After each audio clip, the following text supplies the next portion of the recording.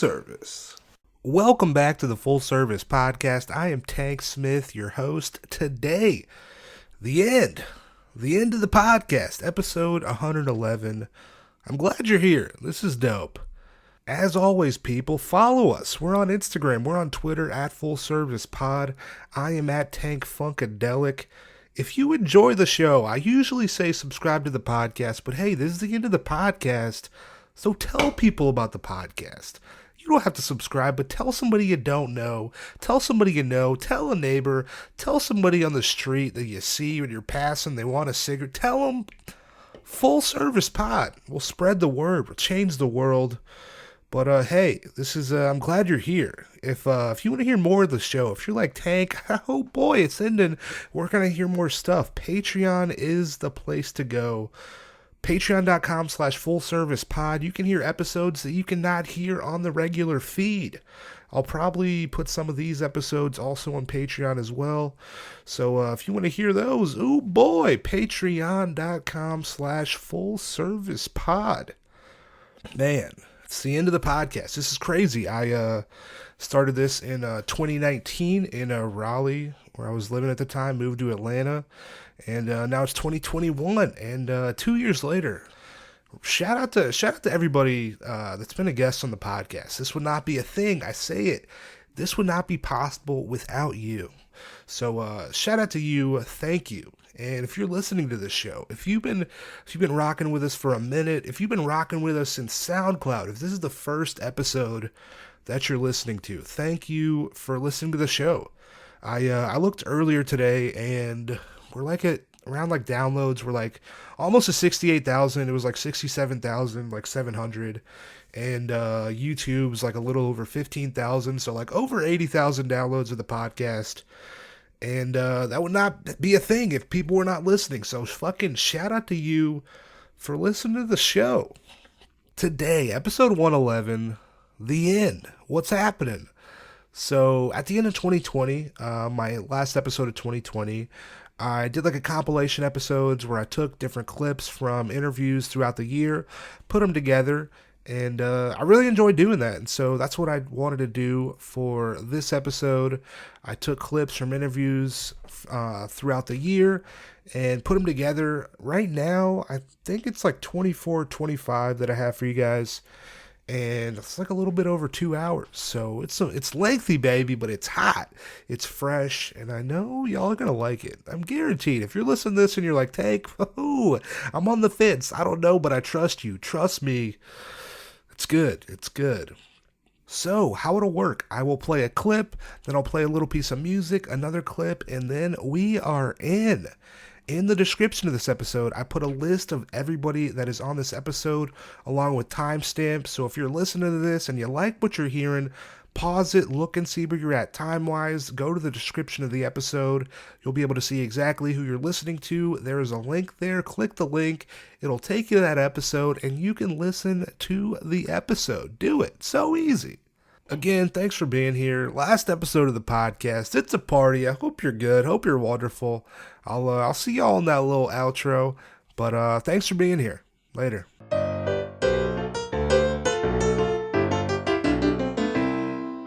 My dad had a part-time security position off of Fulton Industrial. Okay.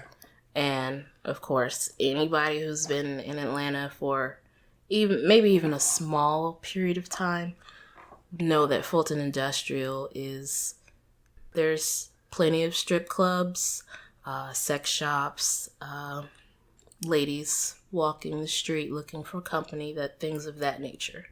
So we only had one vehicle at the time. So when my dad had to go to this job, my mom didn't want to leave me at home. So we would all get in the car and take him to work. Okay.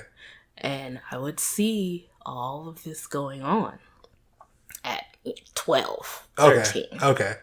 So when it came time for me to graduate high school, and I was in a position where I wanted to move out of the house, but I didn't necessarily have the income to sustain myself, that was the first thing that popped up in my head. Oh, I can go over here and try and get a job in so-and-so's club. Okay. And that's exactly what happened.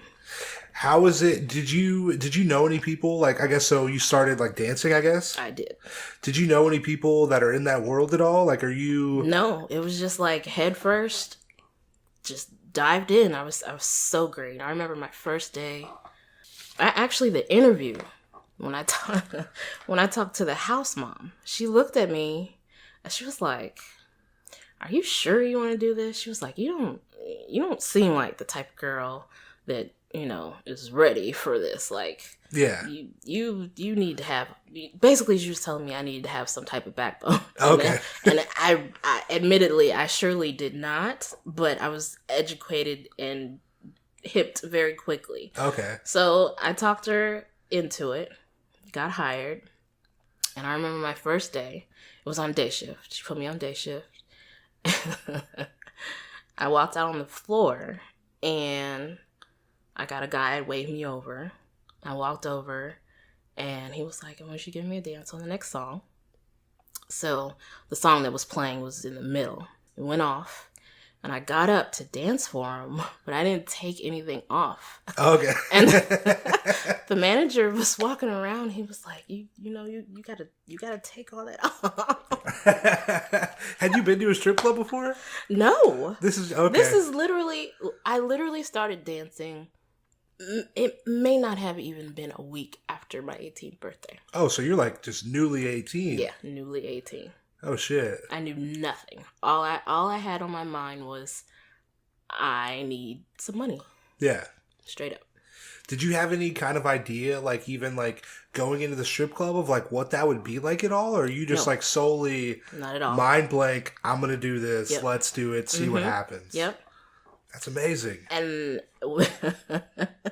I mean, yeah. Do you feel like, I feel like there had to have been like a learning curve or like a waiver period. Definitely. What was that like? I mean, it was heavy. From guys whipping stuff out on you while you're turned around, girls getting in fights and cutting each other, and drugs. Was anybody there, like, I guess, at the beginning, is anybody kind of, like, helping you out? Like, does anybody say, like, okay, she's new, let me help her out? Like, No, are you there's none of that? Like, it's like... Not where I was. You're just, like, you're on your own doing this. Mm-hmm. Because it's basically competition. Oh, okay. Mm-hmm.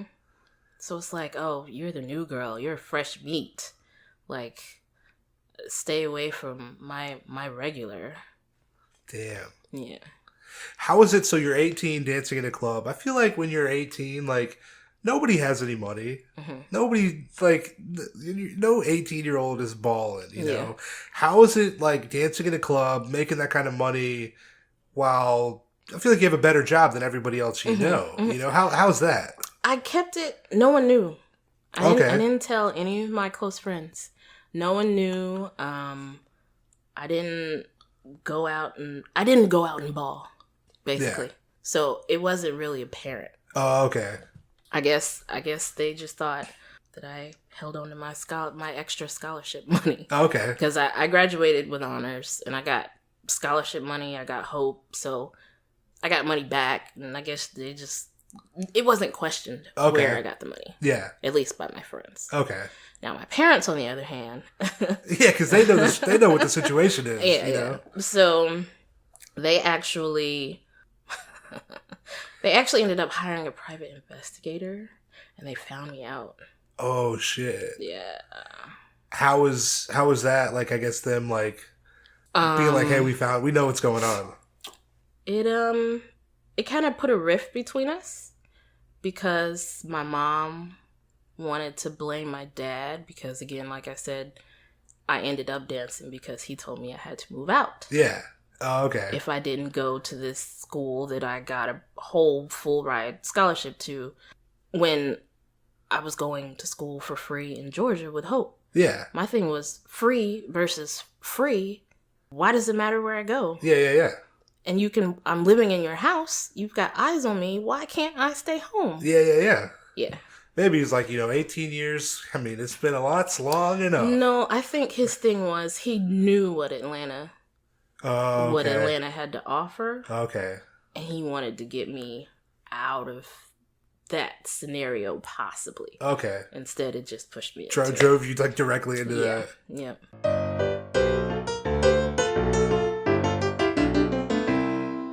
I think what's crazy to me, it was just kind of like, wow, this is what I do. Yeah. And so many people think it's like so abstract that they don't know anyone who does sex work, and that they all look, like fake boobs, plastic surgery, huge lips, whatever. But it's like literally, that's like literally the opposite of me, except, well, I have real big boobs, but they're not. Yeah. And it's just so crazy. Yeah, like I think they just imagine it. So, kind of like any survival sex workers that have to, like, they're walking the streets and stuff. Like, that's kind of how they've been portrayed in movies and media. I don't do drugs. I have a college degree. I'm pretty privileged in a lot of ways, and I chose to do it, and it was actually the better option. So I think those are the misconceptions that people would be shocked. I mean, I know plenty of people, if they found out I was a sex worker, their minds would be blown. Maybe, Yeah. Let me subscribe. I would hope so, but I also just think, I don't know. It would be challenging, because I think it would really make them think about their own misconceptions and their friend or family member, and it's like those two things converge. I was talking to somebody, like I did an interview yesterday, and we were talking about how, like, until you're like confronted with maybe somebody or this thing in your face, you don't really think about it until you're like, oh my God, I know her. She's a sex worker. What? And then you're like, I gotta have an opinion, or like think about this thing. Yeah. How do I fucking rationalize this thing in my brain when I haven't thought about this, but then I know somebody and they do this thing, and you're like, what? Like, it's wild. Yeah, it's like, does not compute. Yeah. It's crazy. I mean, sometimes I'm like thinking about my life, because I spent the last 8 years working 40 hours a week and like busting my ass and saving a little bit here and there. And then it's like, wow, I've been doing this for 9 months, and I get to do whatever I want every day for the most part. Or I can do nothing every day if I want. Yeah. And that's kind of cool, especially if you struggle with like anxiety or depression or something. Those mental health days you could never take at a normal job. That freedom is incredible. So many jobs are like, mental health, what's that? Come to work. Right? That We're doesn't paying exist. you. Capitalism. Yes. At least if I'm going to be a cog in the machine, I'm a cog with my own schedule. And that is worth it, because that job I had, I liked it because every day I pretty much enjoyed my life, and it was fine. Yeah. I didn't slave away at a desk job I hated for the future retirement. I was like, I'm not going to do that. And then, so that job's okay. But then this is a million times better. So it's like, hell yeah, I just leveled up. Leveled up.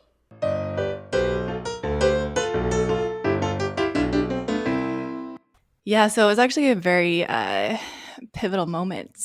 I was browsing through Pornhub, and there was this pop-up that came up, and it was a cam girl sitting on her bed, and she started talking like she was in her live chat, and she was talking about how much she loved her job and how much freedom it allowed her, and she was just absolutely gushing over her job. I was like, cool, I can do that. Like, she was making it sound like so accessible to anyone. And I was just like, wow, this just like normal woman is so happy, and she's able to do what she wants. So then I just began like studying my options, because I was a barista. I was like the main barista at this local coffee shop in this like really rural town. And I was really poor, even after working like 7 days a week at this coffee shop. So I was like, I might be able to do this. Let's just give it a shot. And so I made an account on a website. I had an alias. I was ready to cam within the next week. And I mean, the only real problem that I had with camming was because it was so rural, the internet was so bad. And I actually wasn't even able to get internet at my apartment. Oh, wow. Yeah. So I had to get this like really funny little like Wi-Fi booster thing, and I had to put it in my window so it caught like the connection of the Chevron gas station that was like around the corner. So I had like this like window thing. It was like an antenna, I guess. And then the cord running through my apartment into my bedroom and just connected that to my laptop. But yeah, that's how I started. That's amazing. That's hell yeah. Yeah, that was September 2012, and like I feel like that was just like the dark ages in camming. Like no one really knew about it that I knew of. It still was I feel like a young thing kind of coming up. Mhm. Like it was still like, I know like Live Jasmine was probably big during that time. You know, Chatterbait was still on the come up, My Free Cams, but it's like, it still was kind of like a young thing because there's still like Mhm. high speed internet wasn't really available like Mm-mm. everywhere, you know, like in certain like big cities and stuff like that, but it wasn't like all over the country like it is now. Exactly. Yeah. Yeah, I can't even imagine anyone wanting to tip me, honestly, because the quality was awful. But I did it. I made $40 within my first hour, and I remember thinking like, "Wow, this is the ticket." Were you like, did you keep, like, once you started, did you keep working as a barista, or were you like, this is the move? I think I should focus like more of my time towards camming. Well, I kept on as a barista, but then the coffee shop actually closed, so I was laid off a couple months later. I think like 4 months later. Oh, okay. So by that time, I was a full-time cam girl within the first couple of months. How is it so with camming, so 2012 to now, how is it seeing yourself like younger? Because it's like you can probably almost go back and see yourself kind of like age and like grow as a Mhm. person. How is that being able to see that? Not many people can see like have documentation of themselves getting old. Like how is that I growth know, that's process so seeing it? weird. There's actually pictures of me from like one of my first cam shows on the website that I used to cam on. Like they used to take little screenshots of like every like 5 minutes or so. So there's just like a record of me every 5 minutes. Damn. Yeah, it's weird looking back at those. But I like to do that every once in a while. Oh yeah. Um, Yeah, it's an interesting phenomenon, and I don't have that many photos from like earlier than that of myself Okay. because like, I lost like my hard drive or like my computer broke or something and it was just like, it's gone. So it is cool to be able to document that and like see my growth and look back and be like, "Whoa, I used to live in that house," and like look at all these things and all the memories that come back from it. That's awesome. How do you feel about free porn and how do you feel about piracy? Because it is a thing. It is a thing Yeah. that happens to everybody, pretty much everybody that's probably been on Chatterbait. Some people that are on Mhm. OnlyFans, their stuff is fucking available not on OnlyFans, on other websites. How do you feel about that? I hate it. But also there is a lot of people who have found me through that. So, it's I don't like the piracy aspect. It's a plague. Yeah. Um, yeah, and then I don't like how people it makes people think that porn is free. I think that's the main thing. Yeah. They don't Because realize that that wasn't a free thing that you just watched, like, someone had to pay for it. which is so funny because it's like almost there's just like a window where I feel like it's probably more so of a millennial thing to where we grew up having the internet and then with the internet came this like huge explosion of free porn. But if you go back Mhm. before the internet, everybody was paying for porn before that. You're right, yeah. And then Everyone as soon was. as the internet starts, it's like like I'm a millennial just having this idea of all this free porn around when which it was never like that before. It's Mhm. And,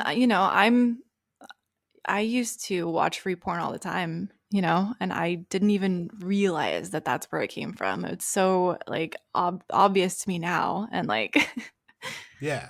people just don't even think about that. I think it's something that needs to be talked about more.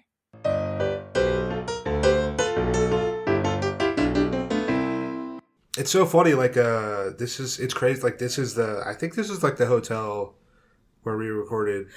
The last interview. Oh my god, this is exactly the same place, except the AC was a lot louder. Yeah, because I think it's 78, right? It's like 78 degrees in here right now. 78? Yep. It's hot. Yeah, it is actually. It's hot as. Yeah. What's up, we listeners? opened the Frigidaire, and we are both. I don't know. Can I say this? Oh god. We both had to take off all our clothes. This is a naked podcast, people. We're doing it. Episode 100. That's wild. We're doing a naked podcast, and I've just been like rubbing your cold drinks all over my head. So you gotta stay cold somehow. That is in Celsius. I don't like it though. Yeah. Can you remember like when I first asked you about the podcast, what you thought about it? I do. I remember. I knew I wanted to be encouraging to you, but also there are just like so many people who've tried to do things like this and they failed. So I think I was like, yeah, you can. Yeah, I'm sure you can do it, but like, you better be a good one. And I think you are the best interviewer. I mean, I've done this job for 12 years and I can't believe how amazing you are at interviewing people in this business. And I think it started off bad, it started off. It was not bad in any way. Well, we recorded that initial interview that still no one has heard. Oh. And then we recorded a second interview that also no one has heard. People have not heard the first initial two. The insurgency interview. They've never heard those. Yeah. Then actually the day I moved to Atlanta, I interviewed somebody and they've also never heard that. Oh no. Yeah. Actually on Patreon though. If you want to hear that. Oh, okay. So how do you decide whether or not stuff like gets uploaded on Patreon? Yeah. It's really just I'll just choose whatever, really. Yeah. I still just like that interview to me. I like it's like a special thing, and I'm like also I feel like I don't like a lot of the things that I say. Oh. And I'm like they don't need to hear that. I feel like some really graphic content ends up on Patreon. Yeah. Some more graphic, more detailed content. Yeah, I'd say that. Yeah. So we record the podcast last year. You're episode 25. So after you do the podcast, what is it? Are people mentioning the podcast? Did people mention it at all? I was so surprised. Yes, so many people listened to it. I was really shocked. I couldn't believe that people took such an interest, but they kept saying like, oh, it's so nice to hear the sound of your voice. Oh, okay. Before we meet you in person. Oh, hell it's so nice to get an idea of the type of person that you are before we see you. Is it weird at all, like, when, because you share a lot about yourself in this interview, on the podcast, right? Open book. And then somebody comes in and they're like, they feel like they know everything about you. That is funny. How is that? It is funny when people are like, oh my God, so you're from Nova Scotia. Great. Oh, wow. And so it is really strange, but I also so grateful to kind of start off there. It's a good starting point. And then, it's kind of like a given. Okay. I kind of know that they're on my side. Oh, okay. Based on the fact that they listen to the podcast. Okay. That makes sense. I feel like you can't listen to the podcast and then not like you. I feel like that is impossible. I mean, it might be so, but then they probably wouldn't be compelled to contact. I mean, they might hate me, but maybe they listened, but they didn't hit you up. But if they listen, they hit you up. They're like, "This is." I think so. She's great. She's amazing. As such. Yes.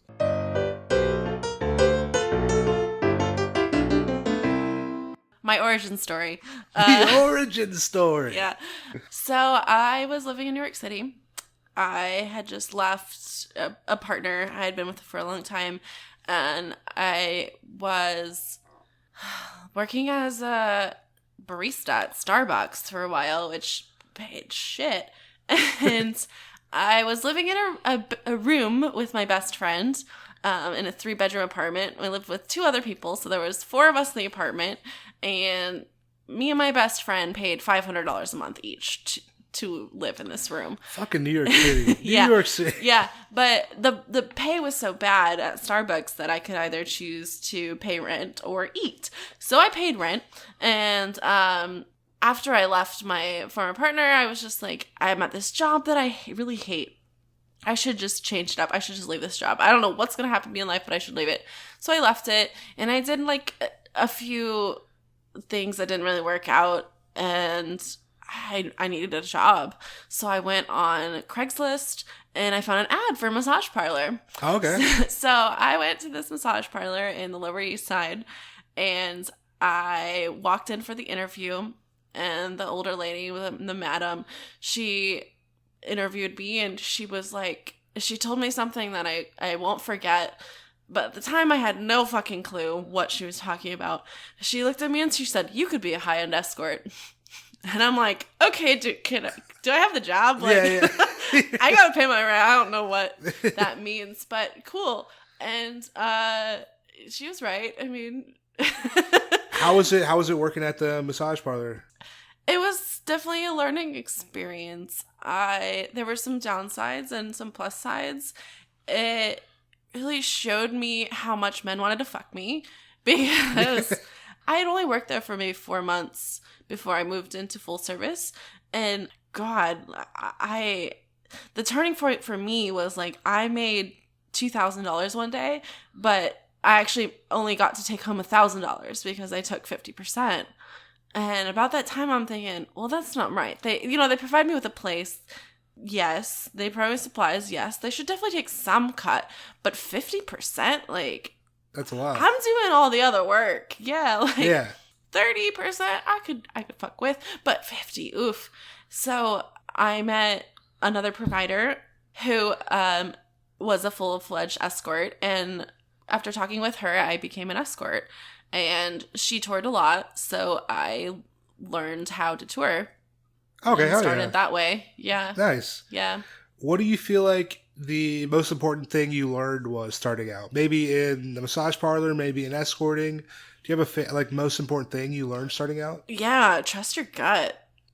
I have like this, it's like a thought that comes in my head, but like a premonition thought, like that 95% of the time is right. I don't know. I almost always know when people no call, no show me. And it'll just be this thought that pops in my head. Like, they're not going to show up. And then they don't show up. And they don't show up. And I've really learned to trust that. Like, yeah. My buddy, so he's like, one of the things that he's like, women's intuition is like a serious, like y'all know things that we don't know. Y'all just be able to just know shit. I don't know. The wildest thing for me was I had this client that I met and I got along with really well, but when I met him, I just knew I would see him for only 1 year. And so I would see him for like several hours every time I visited his city. And then 1 year later, I was supposed to see him and he was like, "I'm sorry, I'm sick." And I never heard from him again. He died. Oh, God. Yeah. Yeah. And I was like, how did I know? 1 year. Like, what the fuck? What's funny, because when you said that 1 year thing, I was like, oh, did he die? He died. Oh, shit. If there was nothing that would have, like he wasn't sick. Like, I mean, he was older, but he wasn't, like, sick. And, yeah, it was so fucking weird. I don't want to know what you think about me. It's not, I wish it was, I could summon it, but it's, like, unbidden. Yeah. Wild. So you are currently on like a 20-week tour across the country. Mm-hmm. What are you most excited about? What are you most excited about in these next 20 weeks? Definitely to see a lot of friends that I haven't seen in a long time. See a lot of people in general that I haven't seen in a long time. Clients as well, because clients are sometimes friends. Shout out to the clients. Hey. I'm also very interested just to see how much this country has changed since COVID, because I've traveled this country a lot over the last 8 years. I've been to every major city and almost every minor city, done a lot of road trips, and it's already been interesting about the differences. Yeah, just seeing the country as what it is now. Hell yeah. What kind of, like, I feel like that has to be like 20 weeks, I feel like is a pretty serious, like, undertaking. What kind of planning, like, how do you plan that kind of trip? Like, how does, what goes, like, are you kind of going, like, based on, like, where you want to go, like, to cities? Like, is it where clients are, where people you know are? Like, what kind of planning, I guess, goes into that? So as in the question I just answered, I have been doing this traveling for a really long time. So fortunately, I have a lot of this knowledge, like, of how to do this stuff already. It is just a lot of planning, like a lot of thinking. What do I want to do? Where do I want to go? And also understanding my own limits in this, because I am doing, at least for the first part, I've done this journey on my own. I do have a few friends joining me for parts. Oh, nice. Later on, but this beginning stretch has been all on my own, which has been awesome. I've never done something like this on my own, only with a partner. But because I have been to all these places, most all of these places, I am going to a few new places in the middle of nowhere. So hell yeah, the middle of the nowhere gets Clover. Hell yeah. Yeah, it's gonna be exciting. I'm like Montana, and ooh, nice. yeah, I have been to Montana once about 7 years ago, and I've been dreaming of going back. So I'm really excited to see it again. It's beautiful land. You going to Yellowstone? I don't know, maybe. It's going to be crazy busy this summer camping, I've heard, so. Oh, shit. Oh, yeah, man. I don't know. I'm sure with COVID over, people are like, we're going to Yellowstone.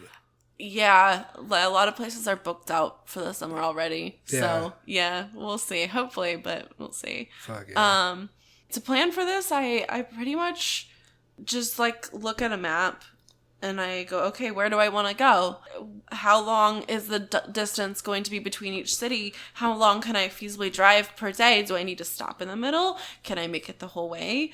If I do need to stop, is there somewhere else, like a city that I can go to or that I want to go to?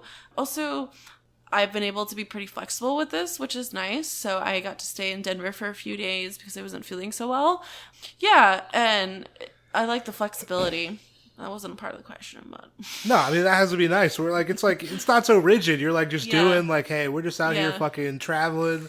We'll see what the fuck happens, but you just know where you're kind of going. But I'm sure that flexibility is nice. And it's nice because I don't have to pay rent, so it doesn't matter like when I get back. Yeah. Hell yeah, free out here. Yeah. That's nice. Yeah.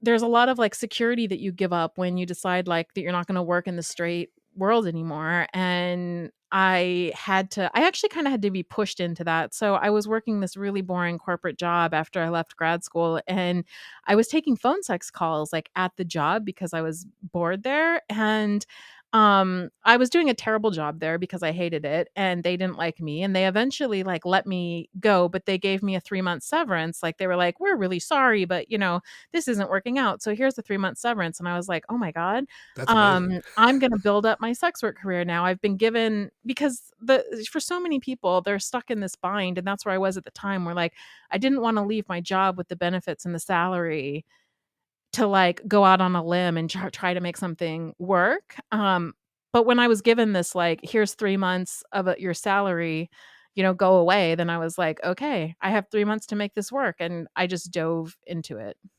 How are you, like at that point, I guess, like, how are you able to like change, I guess, your business, or like not necessarily take it more seriously, but like, does sex work change for you at that point, I guess?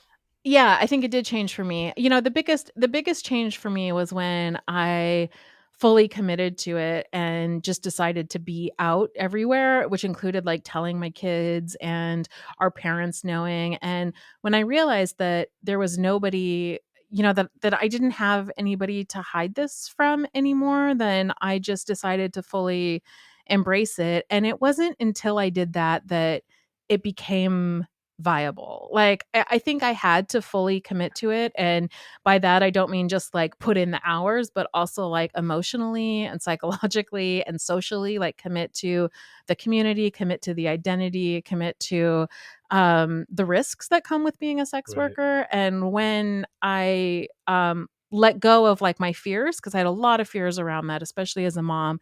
And I think when I let go of those fears, it changed for me and became like much more of who I was. And yeah.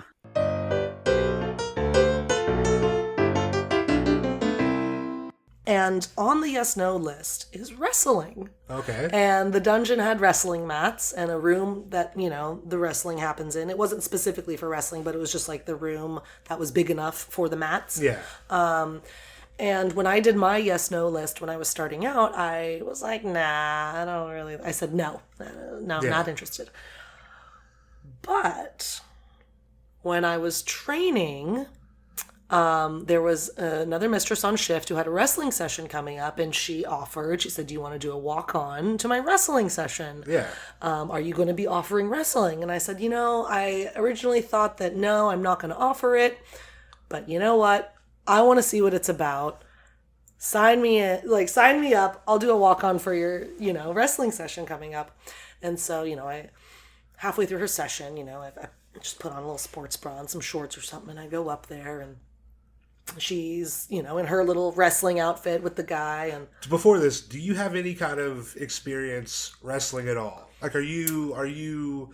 I'm athletic. Okay. I'm scrappy. Okay. I have done some martial arts, okay, but not really wrestling. Okay. And when I did martial arts, it was more for fitness, not okay, necessarily for competing or okay, anything, Sweet. But I am scrappy. I feel like that's probably I feel like that's better than factor, exactly. So it's like, even though when I initially saw wrestling on the yes/no list and I was like kind of averse to it, like I wouldn't necessarily like back down from a real life wrestling match. I don't know, but I'm scrappy. So anyway, I go up and for the wrestling walk on, and I get in there, and this dude is like definitely heavier than me, and the other mistress was just like, all right, like take him out, Blythe. And he's like, he's there. Like, you think you could take me? Yeah, he's there. He's like definitely underestimating me, and thinks that it's just going to be more playful. Okay. But as soon as it was time to go, I just like took him out, and I just like, it's like I saw red, like I could not stop, and like my internal monologue was just like, you are not losing, like you are, like this is, oh god. So I was like, maybe this is for me, because that was just like my immediate response was like, no way I'm gonna lose this wrestling. But I feel like anybody, like if I'm booking a wrestling thing, I'm like, I feel like I want you to try to win. I don't want, I'm right. like 100%. Yeah. That's the fetish of it is mostly guys who are submissive and enjoy being overpowered. Yeah. I'm about to get pinned, and it's going to be great. Who enjoy being choked, who enjoy being,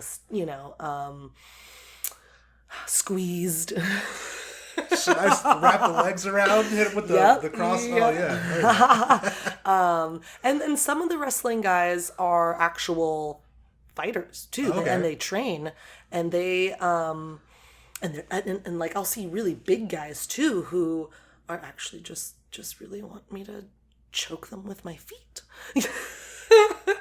These big buff guys, and secretly they just want feet in their face. Which is so adorable to me, I think, and so they'll actually show me moves in the session and show me how to kick their ass better. Ooh, that's good. I know, that's like such a win-win-win. Yeah. So yeah, I just like really took to it once I started. After the first one, you're like, I want to do that again. Yes. We're adding it to the list immediately. Yes. So I changed it. I changed my yes/no list, updated my online yes/no list and stuff, and I started getting more wrestling sessions. I think just because I do have like kind of an athletic build, and I think that the sporty look just like looks good on me, you know? So I think, once I started posting pictures of, hot sports bra and the shorts and stuff, I think it just really worked for me. Yeah. In terms of like marketing. Okay. I think people saw it and they were like, oh yeah, that's it right there. So once that happened, I just started getting more and more wrestling sessions. And then someone finally told me about some wrestling platforms. Sweet. And I started advertising on some specific wrestling platforms. And then it just really took off from there.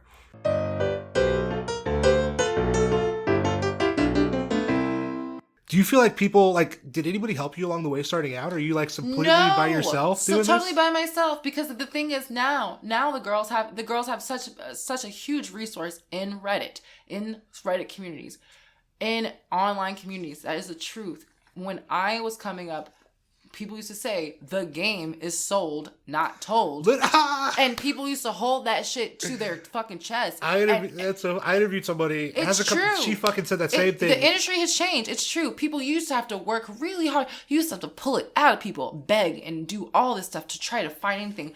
And people wouldn't tell you. You either worked very closely under someone who managed you and you just stole all of their shit, everything that they did, and just jumped ship for yourself and worked independently, and they would be super mad about it. Yeah. Or you just learned through trial and error, which is like, I guess how I learned how to do things was like a combination of both. Okay.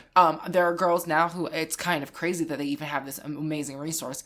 But it's like, and then the community is amazing too, because I've seen people try to fucking monetize this shit in the past, and the Reddit community is amazing because people agree, we don't monetize this shit. This is for the safety of our entire community. This is for the like betterment of our entire community. Like, people need to know this. I'm not gonna make you pay $10.99 for a book about this shit. Like, we're sharing this advice freely online. Yeah. You know what I mean? So it's like, now if you were a sex worker you're turning like 21 and you're deciding to get into sex work like I was, you have an entire playbook. If I would have had Reddit when I was 21, I fully believe I would be a millionaire, because you can just literally work your small job that you're working, save up the money to launch yourself as correctly as supposed to, and then you can not miss a beat from there. I mean, our little sisters have benefited from what we have sacrificed, but no one taught me shit. I had to make mistakes. That's why I always think about if you were to go back to like before the internet, or like before. I couldn't make it before the internet completely. The people that worked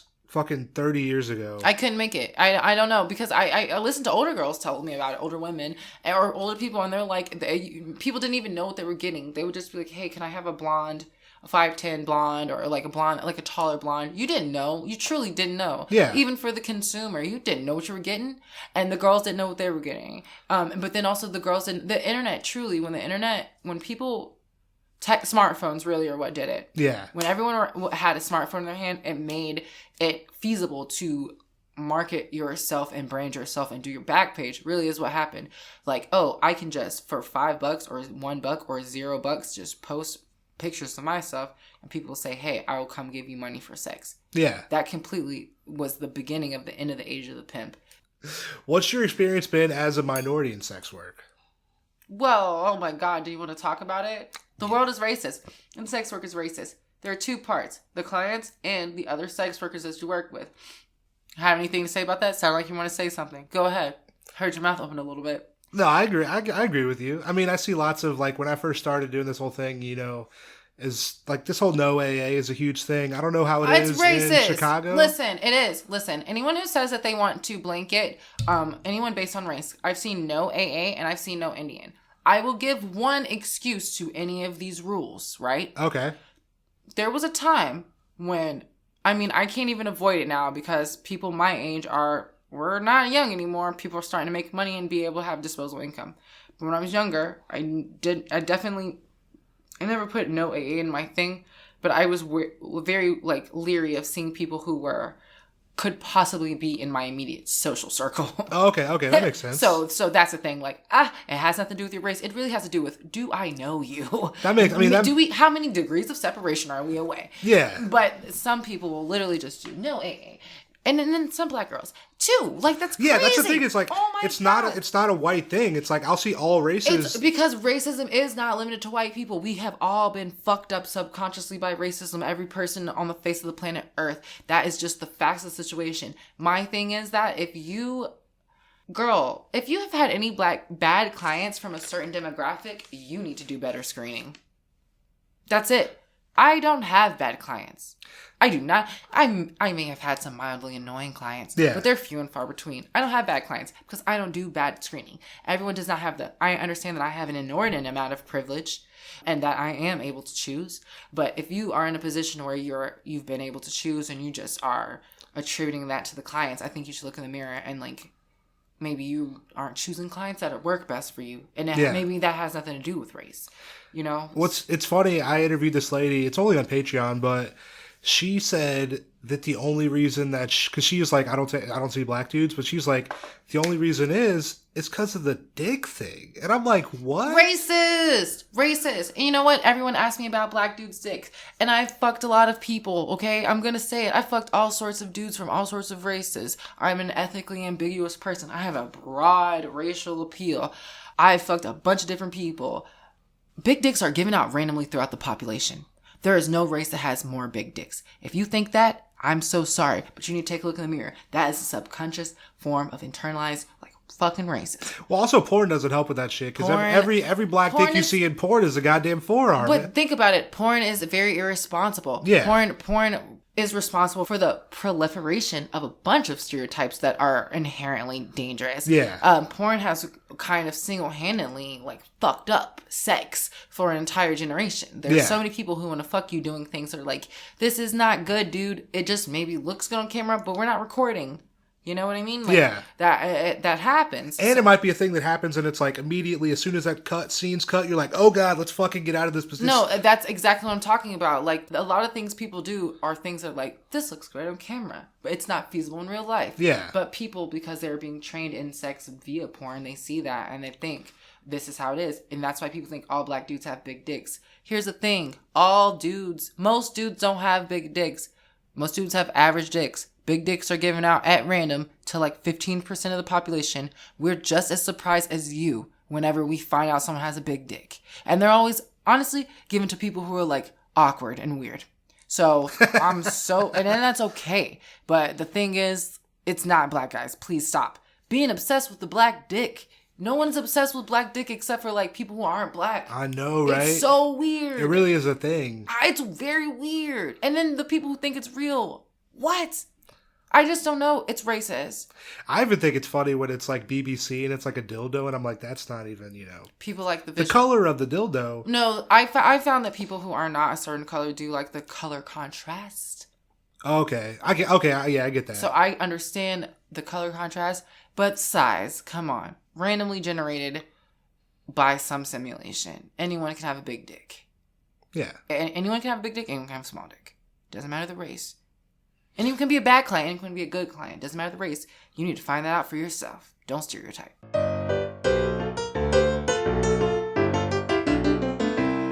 How is it being trans, right, and having to I guess hyper feminize yourself, right? I guess I'd think of like Elliot Page, you know, in terms of acting, where he has to, I don't know if he's playing female roles at all, but I think still in the superhero show, I don't remember what it's called. I've never seen X-Men or something maybe. I think the Umbrella Academy. I think. Okay. Is what it is. Yeah. He's in that. And he plays. Had been playing a female character in that, and last I heard, he was still slated to keep playing as that character. But How is that? I guess to where. It caused a lot of dysphoria. It caused a sort of like a canyon formed in me. And it was just like, there's me here and there's kind of me over here, but I don't quite recognize kind of me. So it just became like I would come back from a session or from having had a date and go to take my makeup off and just have to look at myself in the mirror and be like, what are you doing? It didn't feel, not to the degree of having a costume on, but it felt like,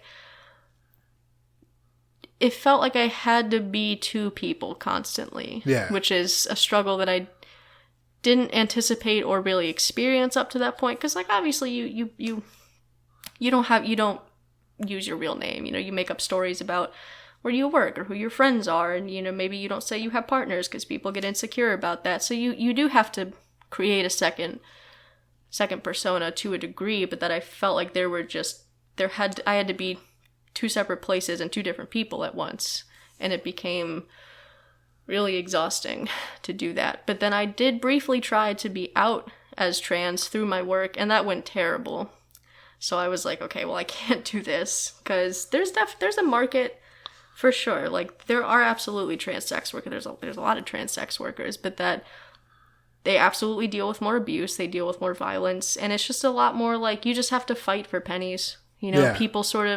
people view you being trans openly as like a sexual disadvantage. Sort of like, well, you're not as appealing as some of the other providers I've seen, so like I'm gonna lowball you, I'm gonna toss you around for scraps, basically, just like, you know, shake the last little bit of fight out in you and then get you to undersell yourself, and then like it gets really tiring. Yeah. I was just like, okay, I don't think I can survive like this. So why'd you leave sex work? What was the exit? What's the exit look like? slow and painful. It's just like over COVID, and then after FOSTA SESTA, things got hard. Community became harder to access, and it wasn't even that easy for me in the to begin with. But that it felt like so many things were stacked against sex workers all throughout over the past 3-4 years. But that, like, especially in the market of illegal sex work, it became really difficult to sort of just keep your head above water. And there'd be periods of, like, I made just before, in January of this year, in 1 month, I think I made like $1,700 in cash within the span of like 3 weeks, and then not a dime since. So it's just like, it was too sporadic for me to, because like I had been sustaining myself with sex work as my primary income up to this point, and it got to a point where I could no longer do that, and I'm like, well, if I can no longer do that, I don't know what to do, because this is what I've been doing since I was 18, and I have changed so much since then, and like I just don't know what am I gonna do. So I had like a panic and a freak out moment, and then I would just like, just get a corporate job, just go back, get a square job, make money, support yourself, and then have some time to rest and think. Like, you can't be constantly broke and struggling and also trying to get your life together. So yeah, I did that. And it was like, it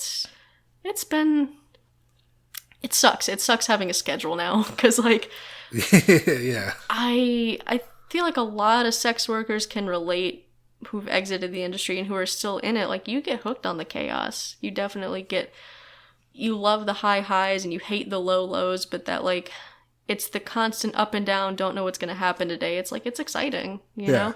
Nerve-wracking, but exciting. But that kind of activity doesn't lend itself to having an addictive personality, and trying to steer away from that and, like, lean into my responsible side. So I do miss it.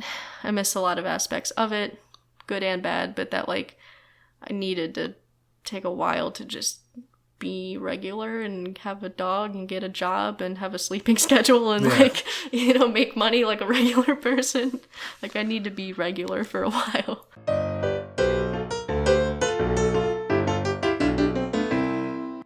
So I had a client break his dick. lead with the heavy hitter. We already know what this story is about to be about.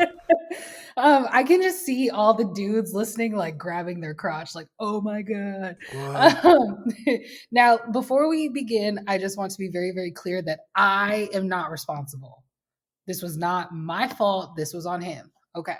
So anywho, great date. We went on a dinner date. Everything was going well. Amazing. Phenomenal. And, you know, things were getting hot and heavy. And at one point, I don't know how, like, graphic I can get. This is the people of the podcast, they like to hear everything, you know. So at one point, he's got me. Now, mind you, this is like, and I adore him. I adore him so much. He's like 5'9", very thin white guy. Like, I jokingly like to say his waist is like the circumference of one of my ass cheeks. And he loves it. Like, he loves it. And he's like, so we're in doggy. And he's having a good time. I'm having a good time. I feel him pull out, and then he goes to, like, you know, he's like, I just remember being like, stay still. And he's got like my hair in one hand and hand on the shoulder. And then he goes to, like, just ram it back in. And next thing I know, I feel something like hit the bottom of my pubic bone. Oh, and all I hear is like, oh fuck. And then I turn and look behind me, and like he looks like a man who is turning into a zombie and or a vampire. He's like all convulsing and stuff. Oh shit. And like I kind of had an idea already. Like I didn't need Google or anything, but I had a good idea. And he's like crying and stuff.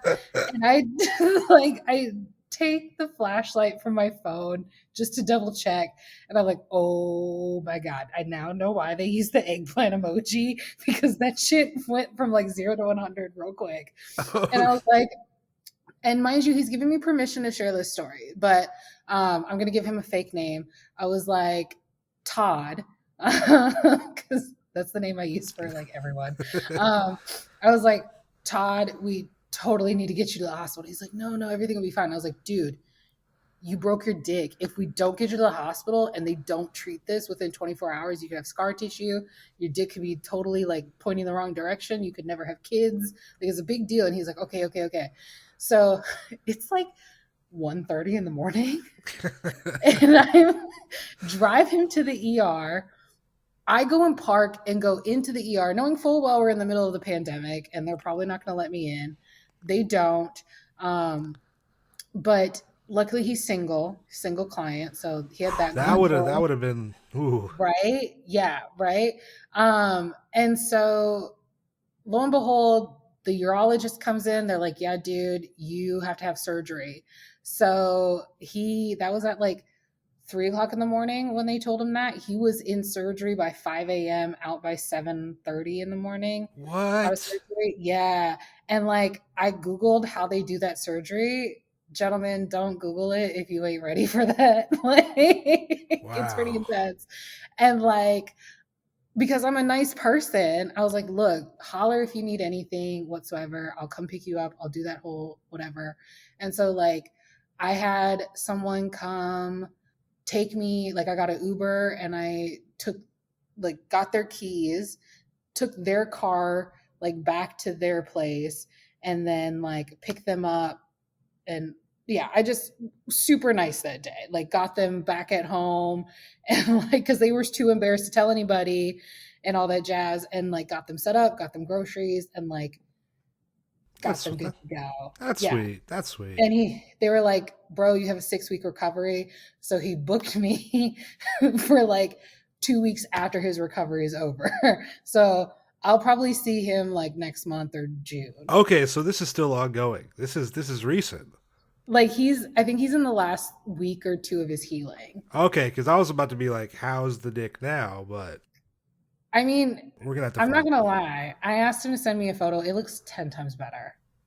So 10 times better. And it shoots straight now. Before he had a little curve to the left and now it's like straight. Now people are getting ideas like, should we all be doing this? I mean, if you have health insurance and you can afford it, why not fall on it, you know? Oh my God. But I just want to be very clear. This was not my fault. I stayed still like I was told to do. Yeah. This is doggy. How would it be? I mean, maybe if you're really backing it up hard, but this guy fucking pulled out and went fucking full throttle, bro. Yeah. So, I mean, I don't think anyone else had that on their bingo card for 2021. So I officially win whatever there is to win. Add that trophy to the shelf. Dick breaker. That's wonderful. It was so funny because I asked him, I said, Todd, can I tell my friends about this? And he's like, I don't give a shit. And so I told one of my friends and she took one of my photos and then put like mother of hearts, slayer of penises, like, as a caption over it. And I was like, oh my God, I can't stand any of y'all.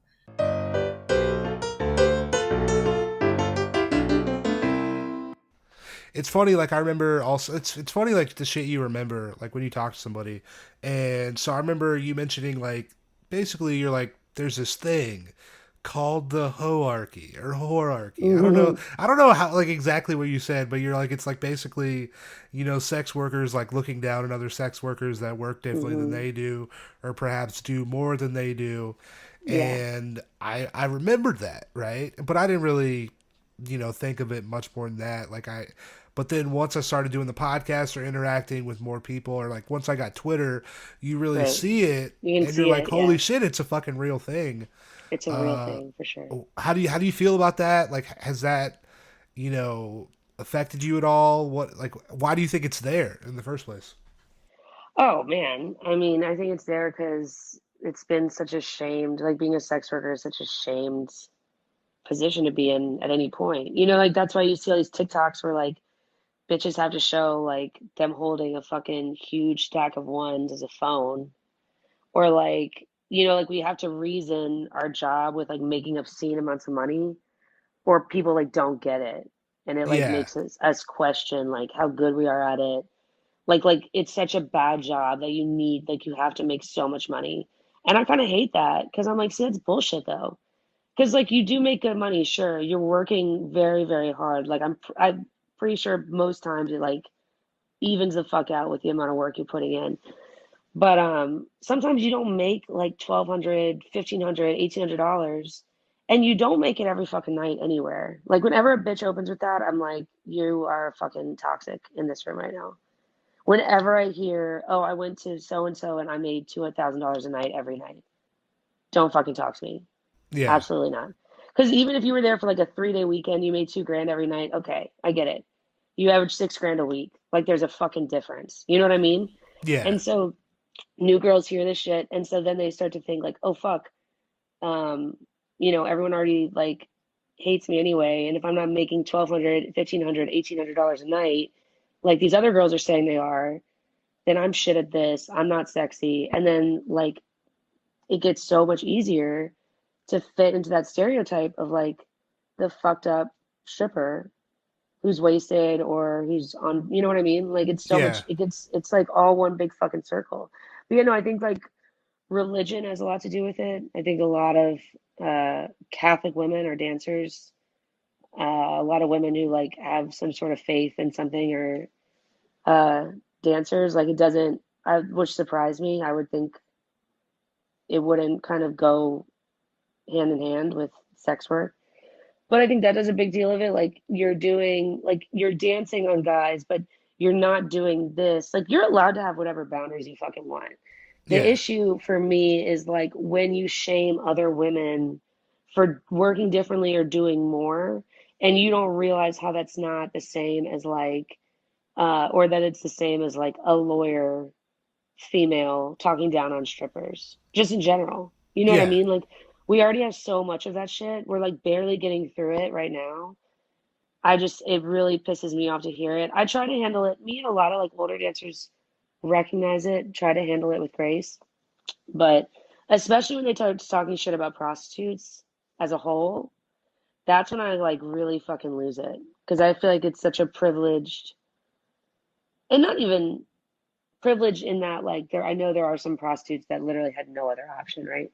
Like that's just what they had to do to make money. They didn't necessarily want to do it, and they had to cross their boundaries in order to make this cash. So for you to be like this 22-year-old white girl, and it's always only from white women also, only white women, 110%, young white women. And so when I hear that, I'm like, wow, how privileged. Like you'd never have had to like fucking write a whole new set of boundaries for yourself just in order to like make money to put food on the table. But there's also prostitutes that like love doing it.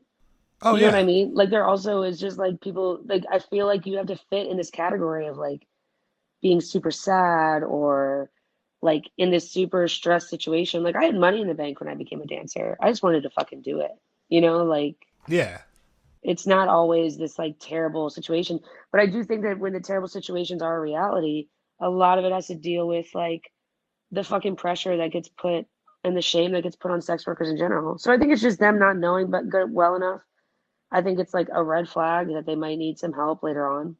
I think it's like something to watch because that shit is like the shit that'll get you fired or fucking arrested. Like some bitches are like real snitches out here, like oh shit, for real, yeah. So you've got to be like really cautious with bitches like that. But yeah, it sucks. I think it's so rampant. And like how dare we, as like we're like in this fucking brick and mortar building of like money where we just get to come and dance in a safe place with security guards and all this shit. Like, you think any of this would exist without fucking prostitutes? You know what I mean? Like, no. Like, how dare you? You wouldn't be in a safe space to be able to make money for your family in the way that you do without them. 100%. So just shut the fuck up. None of your fucking business. You don't want to be a prostitute, go outside and don't be one. Yeah. Like, well, like this that's about it. heaping shame on people that do that's like, what are you doing? Like, But I mean, people who do that though feel shamed. So I get it. Like, that's why it's kind of like I just sit back, I keep my space, I don't work with them, and I just kind of make sure that they're going to be all right too. Because a lot of times when you have these like really, really strict morals, those are the girls, or like not strict morals, but like these ideas without a whole lot of experience. That shit can fuck you up.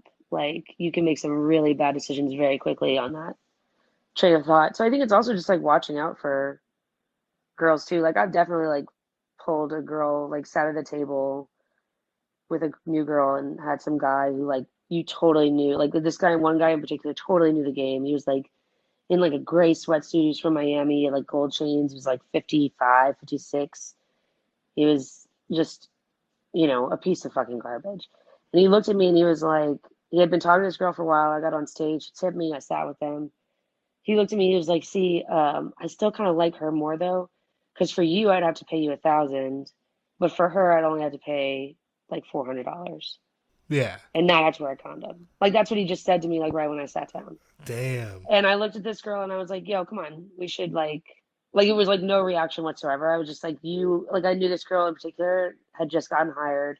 I had talked to her, but like, she was not ready for this particular type of customer. You know what I mean? Yeah. So I was like, we're getting the fuck. Like, I just like literally was like, come on, let's go. So there's definitely been like situations where like I can see it's like, oh fuck, like this girl is in way over her head. And I've like saved some of the assholes that have those opinions, and they end up usually coming around, and everybody ends up usually like coming to be like-minded eventually. But yeah, it's like a sickness in the sex industry, especially when you're new, especially when you dance, because it's just like you just take it for granted. You don't even think about the origins of it, how it started, like what actually it means to be a sex worker, you know? Yeah.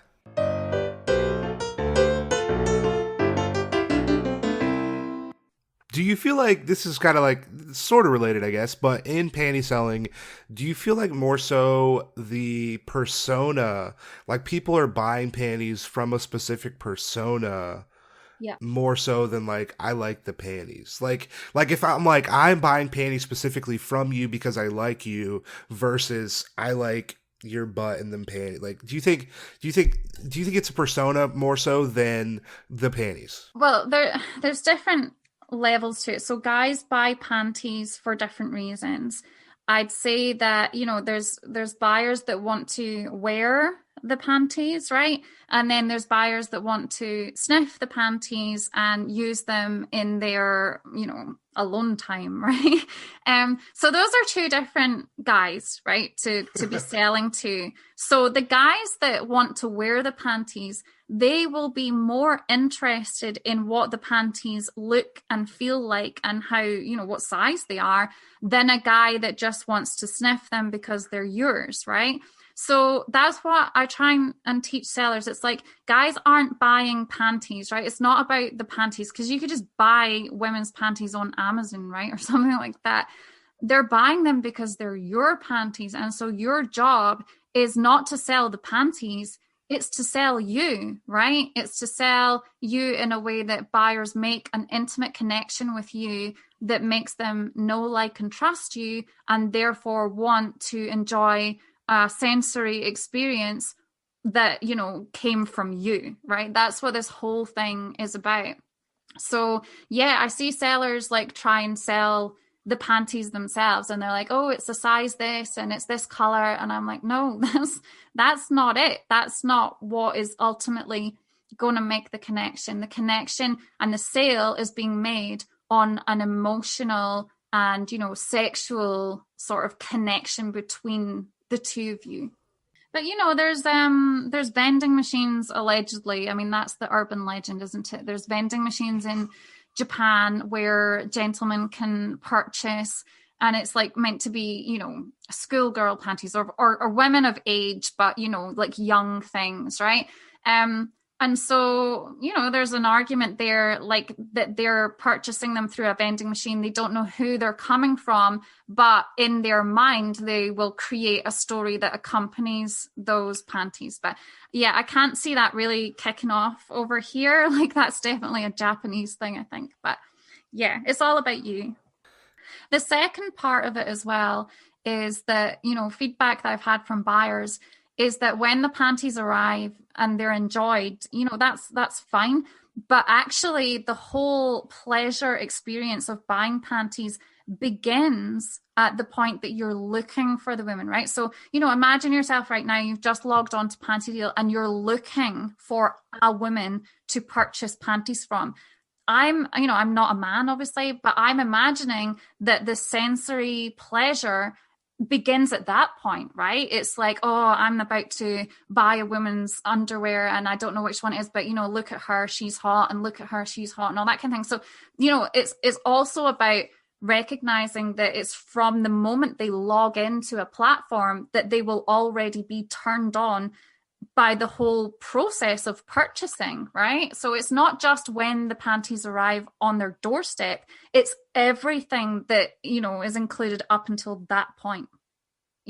Sex work, obviously anybody that works in this industry knows just how difficult it is to operate on, anywhere, like even accepting payments, because it's so frowned upon that, we've got very narrow parameters in which to try and operate without getting shut down. Because, I just had my 13th PayPal account closed because, it's just sex work is just not accepted anywhere. It's really tricky. It's truly incredible. Like I know after there's an article in the New York Times about Pornhub in December, and then like Visa and MasterCard dropped, like basically nobody could use Visa or MasterCard on Pornhub. PayPal had already like not allowed payments on Pornhub. I don't think American Express or Discover does as well. And it's like for a lot of other websites as well, where they're cracking down on like sex workers, or like you can do sex work, but only within these parameters that we corporation find like socially acceptable. Yeah. We'll take your money, but anything outside of that realm, they're like, nope. You can't do that. It's crazy, like how these like big like corporations that like basically control your money kind of like almost try to dictate content as well, or what's socially acceptable in their eyes as a corporation. And, not to go too left field on you, but I feel like that's really only going to get worse as time goes on. The beginning of community guidelines on all of these massive corporate platforms is the beginning of that kind of, you can't say this, you can't do that. And if you do, then, the next day, no more payments for you, or, you don't get to post anymore. So yeah, it's toxic and it's really tricky. But, one thing that you can rely on with sex workers is that they're very, very fucking clever at trying to find ways to, flout the rules and make money and get away with it.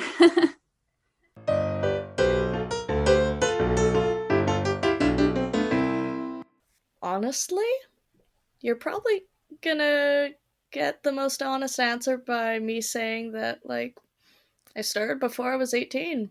Okay. Yeah, I basically would trade, like, blowjobs for, like, rides and shit. Okay. And getting me meals and stuff. Like, if I wanted a favor from somebody, yeah, that's what I did. Then after I turned 18, I actually started, like, doing a bit of porn for somebody. And those videos are actually still on sale on my clip sites. Like, the ones that are from me, like, at 18 are still on sale. I'm gonna retire them eventually once I have a shitload more content, but yeah. And then I started sugaring and tried seeking arrangements. I actually ended up going on a couple dates. My favorite, though, was this one guy that I think he was just doing this as dating practice, Really? actually.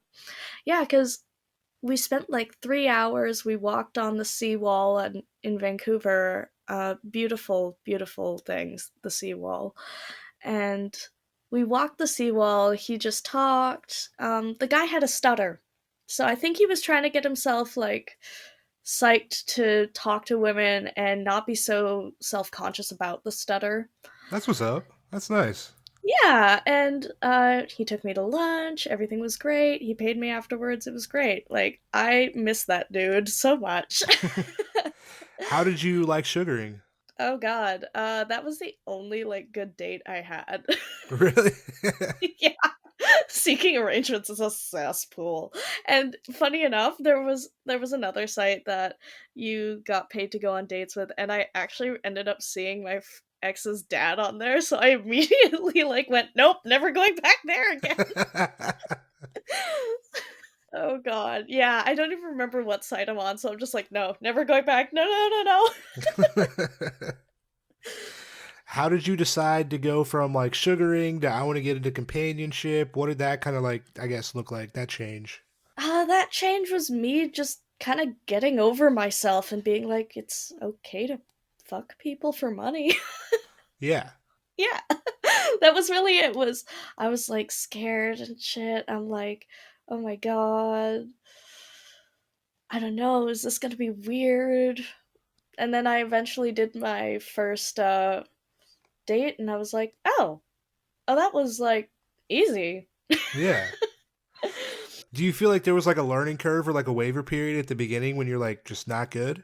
Is that God, is that I a feel thing? like I'm still in it. Like, I see people marketing themselves as like the blowjob queen and shit, and I'm like, God, I don't think I can advertise as something like that. Like, oh my god. I feel like it I'm takes constantly learning. you gotta put it in the reps. It's the reps, you know? Yeah, and just the thing about me is like, even in my personal like sex life, I always want to be like the best somebody's had, and I feel like that's been part of my push to be in the work, is like, I want to make shit good for someone.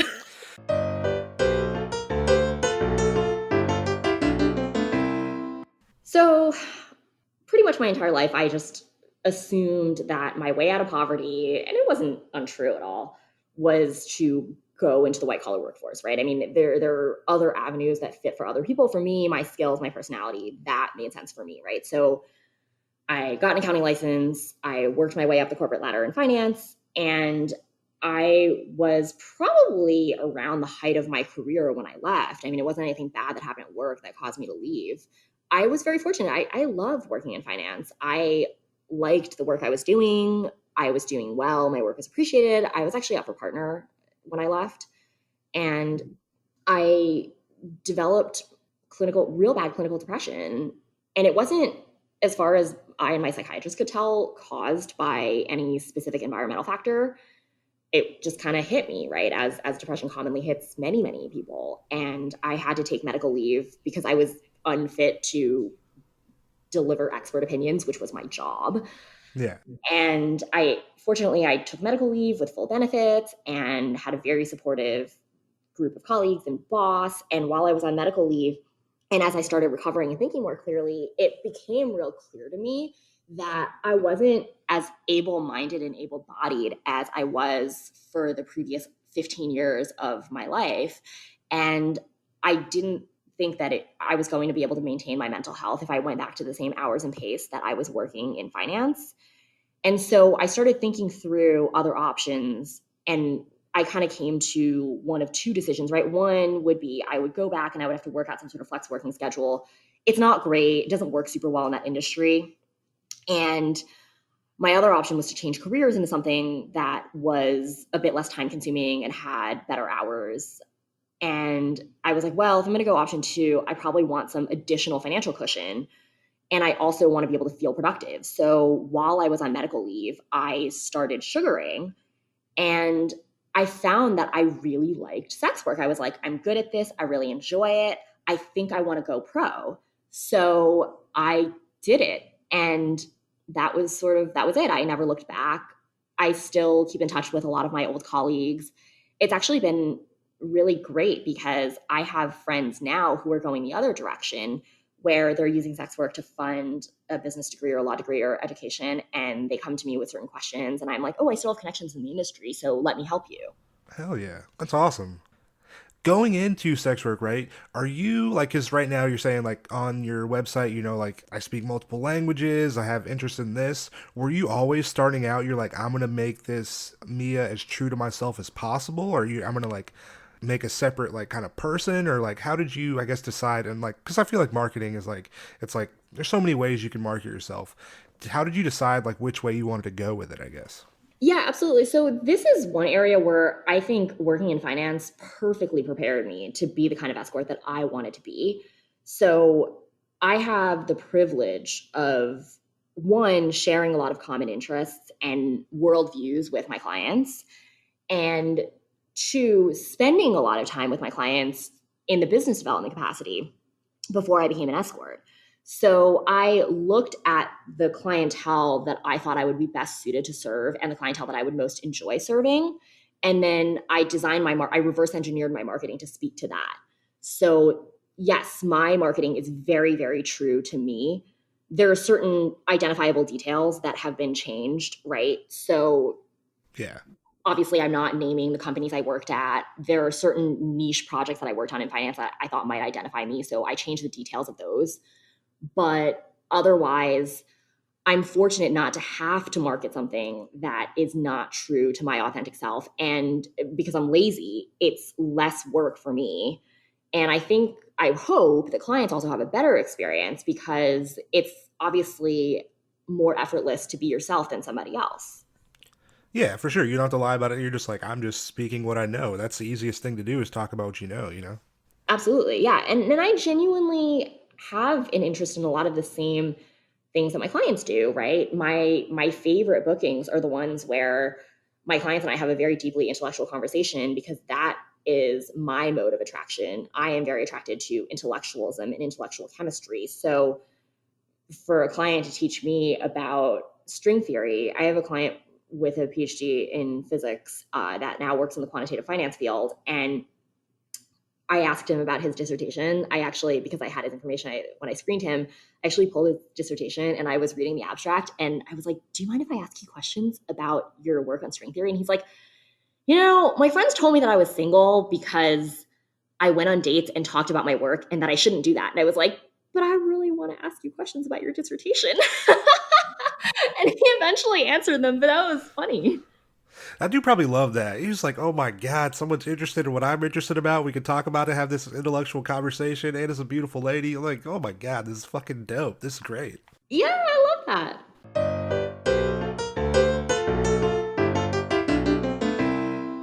What was your, I guess, like transition from just being a sugar baby and like, I think I kind of want to make the move into like becoming a companion? How was that? So when I was a sugar baby, I had a gentleman that I was with for about 3.5 years on and off. And there were times where I didn't really have it all together financially. So when he left, it kind of left me in a deficit because I was just like, okay, now what? Yeah. I'm working at this job, I'm working at this 9 to 5, and it is not making me a lot of money where I can save or have any luxuries in life. Yeah. He was giving me those luxuries and he was allowing me to save.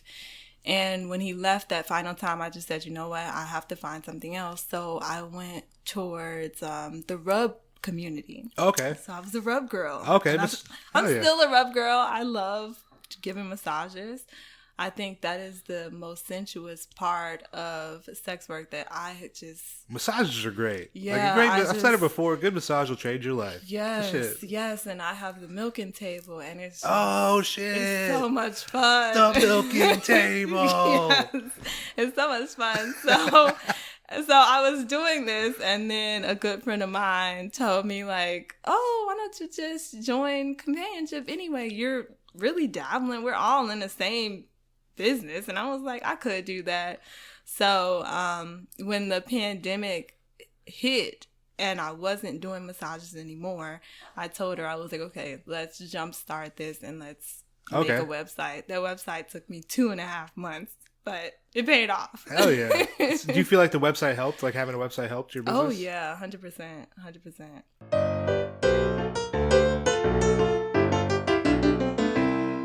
Okay, I got one. I can't remember if I've told this story on my podcast, but I'll just tell it again. So there's this guy, and this guy, he texts like a maniac. Like, you'd think that this man he's just not okay. He's so excited is the problem. He loves me. He loves hookers. He's so excited. He loves threesomes. He used to text me constantly. He's like, can you come out to see me and bring a friend? And he texts me this like once a week. He's just like over text. Once a week.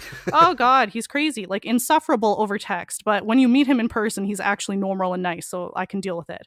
But the thing about this guy is he lives like 2.5 hours away. He pays big bucks for me to gather all my friends and take them out to this farm. So anyways, it happened to work out one day. So he's texting me. He wants me to bring a girlfriend out for a threesome, whatever. You know, the kids are at school. The wife was at work. Great. Yeah. Perfect timing. And so it's like early spring. There's still a lot of snow on the ground. Turns out he's too paranoid. We can't go to his place, even though we usually just do it at his place. So we go to this like little farmhouse on this other property. And we go to the bathroom. There's no water. There's no power. Okay, fine. Great. And then we're like, okay, where are we doing this? He takes us to this couch, Nana's couch. It was like an old lady couch. I'm like, oh God, forgive me, Nana, for we are about to sin all over your couch. And this guy is like so paranoid. We like get down to business, and we're like on this, like a farm. And he sees, we all see a van start coming down the driveway, and the driveway is super, super long. So it's me, this guy, and my girlfriend. And I've never seen a grown man cry like that before, but man, it's burned in my memory forever. So this guy's freaking out. We're like, oh my God, what do we do? This is awkward. Like, we're all naked. Is there any way to get out? Like, oh wait, is it a one way in, one way out kind of situation? Oh man, well, he didn't know whose van it was. So anyways, we like get some of our clothes on. Like I said, it's early spring, so a lot of snow is still on the ground. So we go out like the side door or something. And so I don't have shoes on. None of us have shoes on. My girlfriend's titties are flapping in the prairie breeze. Okay. We're like running to go hide. God. We're running to go hide behind these like in these trees. And it's like 3 feet of snow, and we don't have shoes on. And my girlfriend, her titties are everywhere. Oh my God. And this man's crying. He's like, oh my God, who is that? What's happening? Blah, blah, blah. He's like crying, crouching in this bush. We're running through this field. Jesus Christ. And then the van just turns around. So that was fun. Did the date continue? Was he like, oh, we're good now? Or was he like just so freaked out he's like, there's no way I'm getting a boner? Like, what's I don't think he could get a boner. I don't think we continued. I think he was like, fuck that. This guy's already so paranoid. Like, no, he couldn't. And I was so mad. I was like, how the fuck are you gonna do that to me? You owe me money for that. That's traumatizing. I need to talk to my therapist now. I thought your wife was coming to beat us or something. God. I don't even know what the van was doing, but it just turned around. And it's like so weird because where we were, like, it's just farm. There's not a lot of houses, nothing. Like, what were these people doing? It was so strange, but that's so weird. Yeah. Damn. So love that. It's good it wasn't his wife though. That's definitely positive. Oh yeah. Oh my God. Well, one time he's like, oh, you should have a threesome with me and my wife. And I'm like, okay. Turns out he was pretending that his wife was another escort that I'm now really good friends with. And I'm like, I would have known that it wasn't your wife, you noodlehead. Like, what the hell? It's not like you would have talked to her at some point. I know. I'm like, whatever. You can pretend that she's your wife. I get it. It's fine. But you're not fooling me. I literally fuck on your bed and stare at your wife's face on the headboard because there's a family picture there. Yeah. Like, I know what your wife looks like. He like gets her a wedding band to wear. He's like, wear this. He would. He loves this lady so much. Oh my God, my friend. Yeah. He's just living the fantasy for an hour at a time.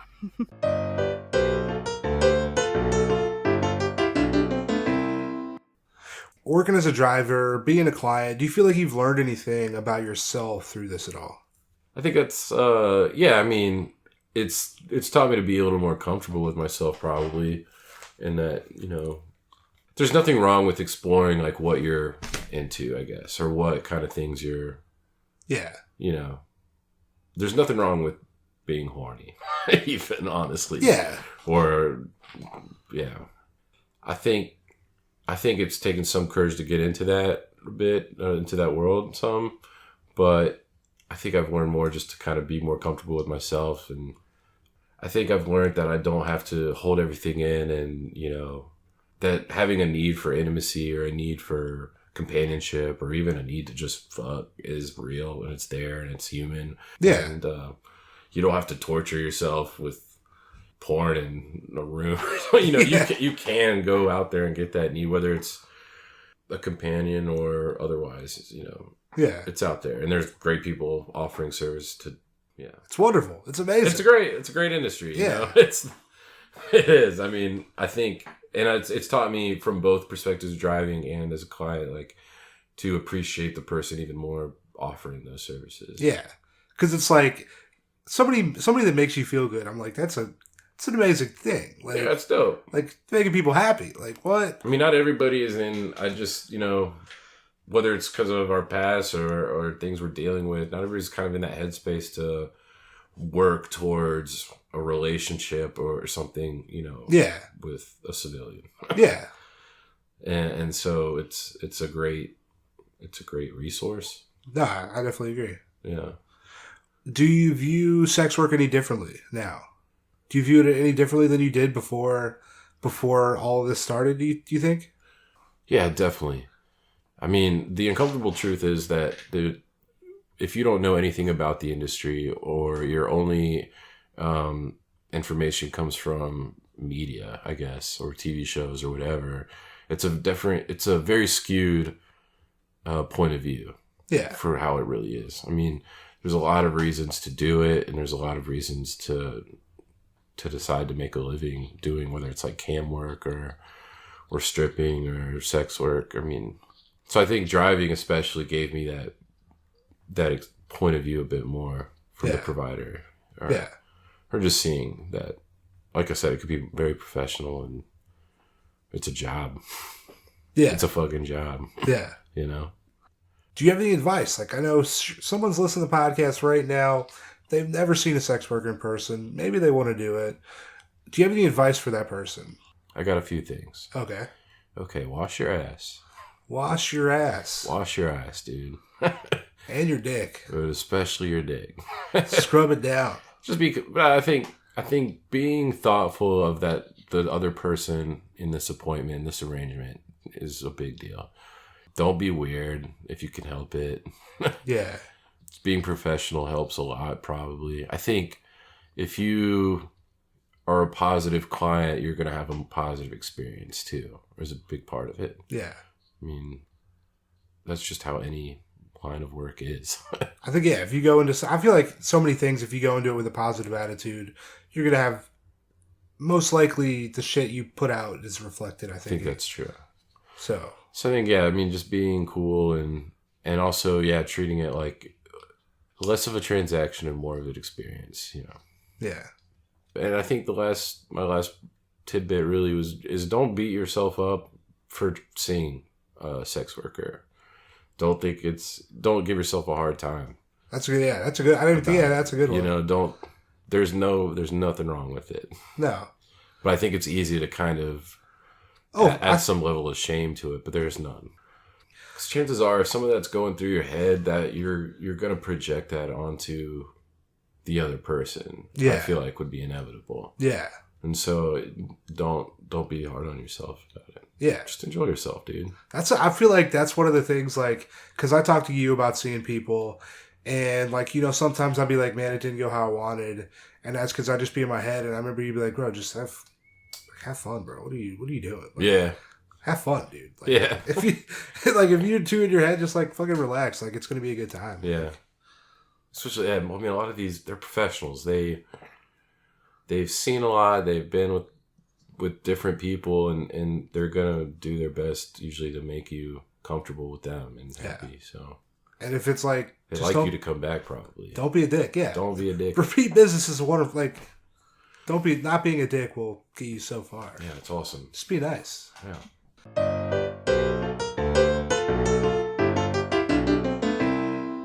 Well, I started with stripping. That was like my first foray into any kind of sex work. And it found me, really. I knew I wanted to do it. I didn't really pursue it, but I was dancing. I went to college and I was dancing at an event, and this woman, or like another student who was a couple years older than me, came up to me and was like, "Hey, you need to teach me to dance like that." And I was just like, "Yeah, sure, anytime. When do you want to do it?" And she's like, "Well, my audition is in like a week, so do you want to come over this week? Actually, why don't you just come audition with me?" And I was like, "All right, yeah, sure. What are we auditioning for?" And it turned out to be a strip club about 45 minutes away from the college. That's amazing.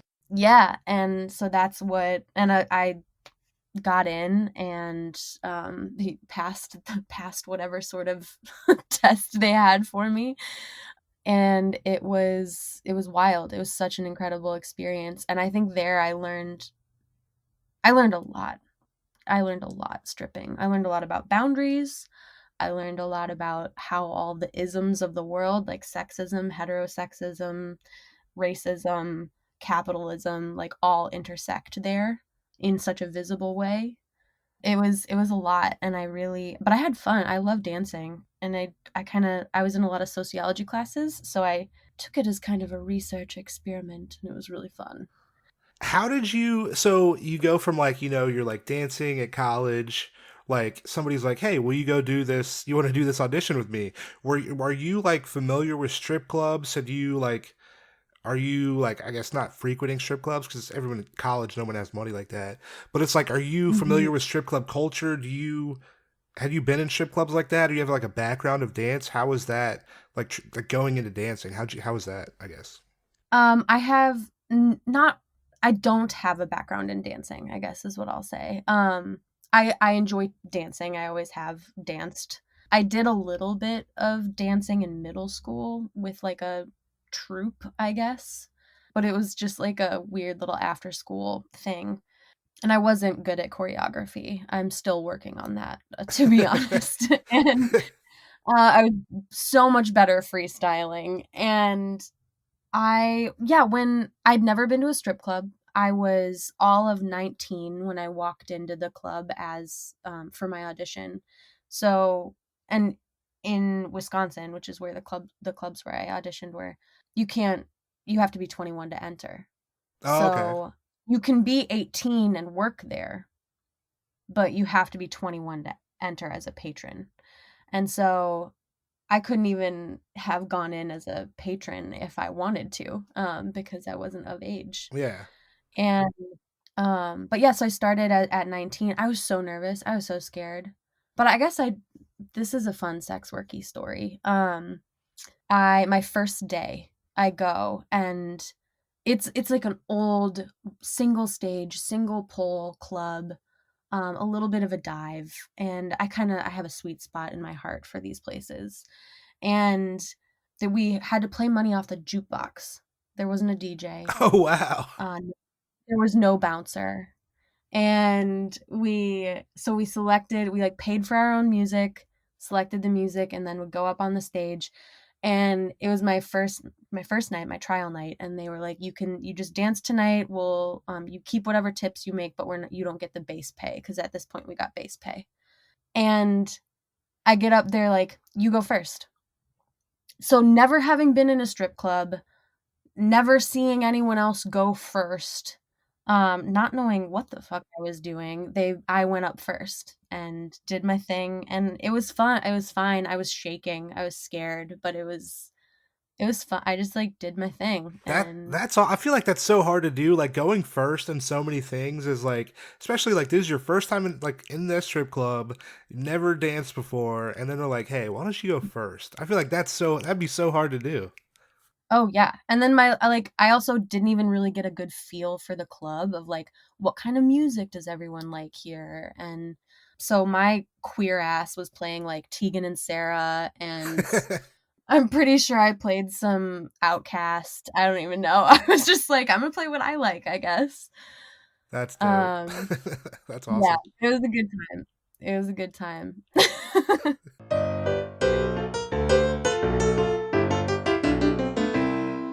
So, how did so OnlyFans, August 19th, they're like, we're banning sexual content. Yeah. It was like a 5-day window when it was all over. It was a 5-day window when OnlyFans was no more.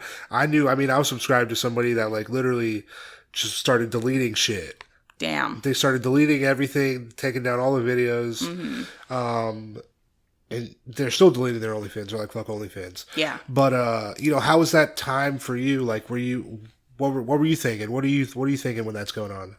Honestly, I was stressed because OnlyFans is definitely a big part of my income, as well as in person. So I was stressing the frick out and was extremely pissed off because I was not expecting it at this time. Of course, no one was, but it was just adding like salt to the wound because how many platforms have we lost in the last few years? And then it's like, oh, one of the biggest ones that almost everybody uses is like, yeah, no more adult content. And I'm like, oh, well, fuck you too then. You obviously don't care about us and don't want to lobby against the anti-sex work lobbyists that are trying to take away our livelihoods. I do think that it's like they will, if they can come for Pornhub, because Pornhub's bigger than OnlyFans. It is.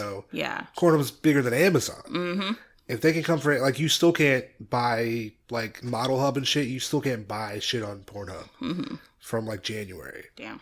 And so it's like, if they can come for Pornhub, they can come for anybody. It seems like. Yeah, they can definitely come for a lot of things. They already came for Backpage. So, and those, their creators are sitting in jail. So. How, like, I watched I didn't watch the video with you and Devora, but you kind of like, there's the preview video, right? Yes. Where you talking and you talk about representation in porn. Yeah. Like, how important is representation in porn for you? Right? It's very important for me because we don't see a lot of, plus size people, disabled people, like people who just aren't like the stereotypical norm of like what you think you would see in porn, which has been, pushed on us for a long time.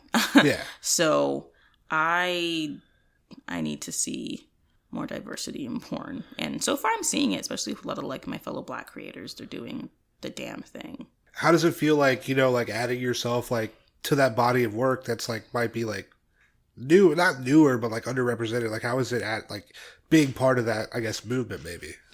It feels pretty empowering. It's a little frightening because like, I see other people that look like me, but I'm also like, wow, there's not a lot of people that look like me. Because, I got piercings in my mouth, like, and in my nose. And for the most part, like, I have my natural hair or I have, whatever hairstyle I'm having for that time. And, I don't look like your stereotypical porn star. Yeah. I'm also going to be heavily tattooed probably by the time I'm 30. Nice. So... I searched fat dude on Pornhub the other day. There's like 1,000 videos. I'm like, what the fuck is this? Yeah. Where am I? Yeah. More fat dudes in porn, please. Yeah. Like, please. Ugh. People, you heard it here. Like, give us more fat men, please, in porn. Give me all the thickums. Most of the results were just like fat asses. And I was like, that's not what I typed in. Exactly. I said fat men. Fat dude. Which means all of it. What the fuck do you mean?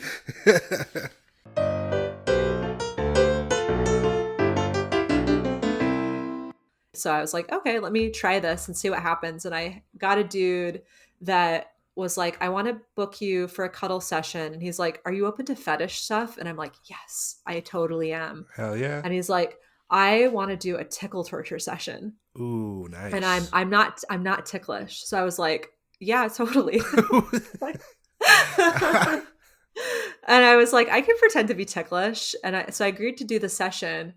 And then after a while, I was like, oh shit, 4 hours is a really long time. Like now I know I'm like 4-hour appointment. Like you need to have like a meal. You need to do an activity.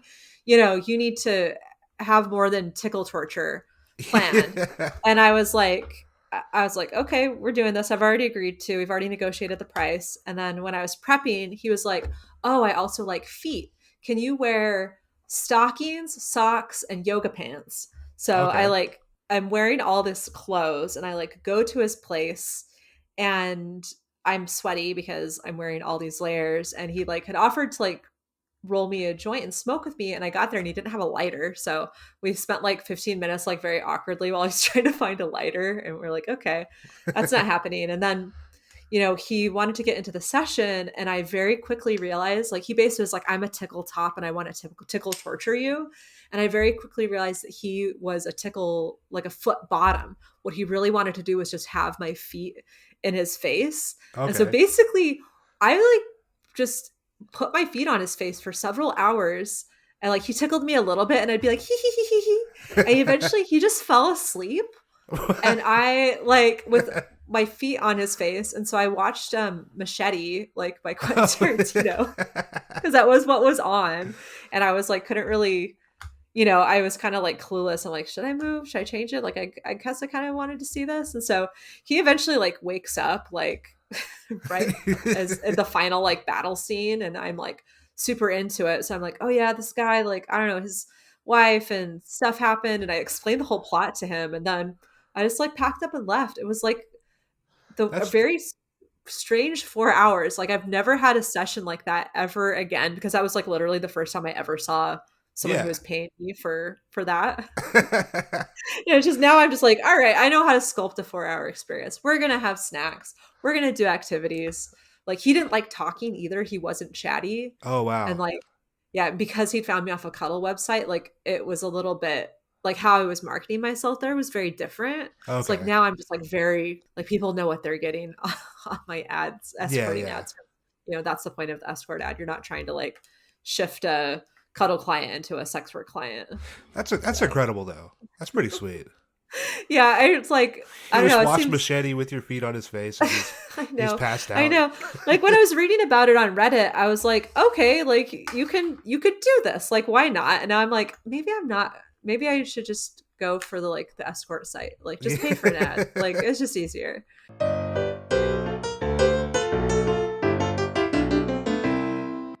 I think society hasn't done the best job of putting it in the light that, it can be put in.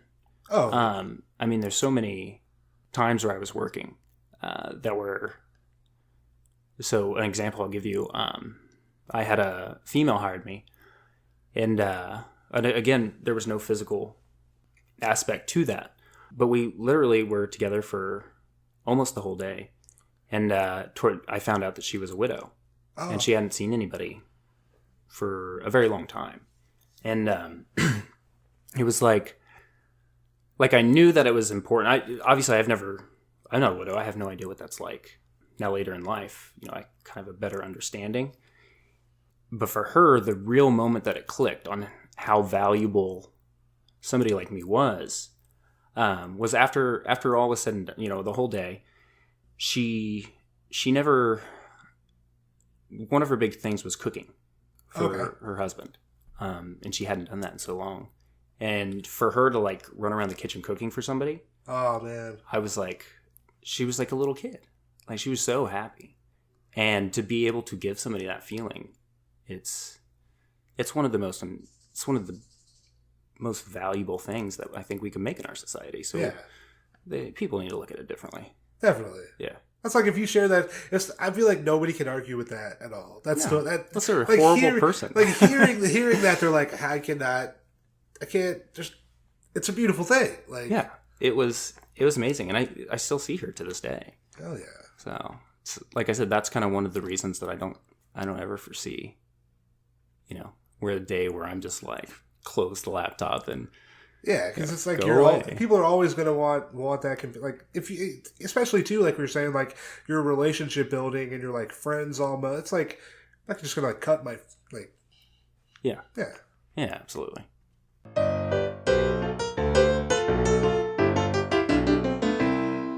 So right now you're saying a full-time traveling companion. How did you get into companionship? I know you mentioned you sugared. What was that kind of like? How was getting into companionship? How was that?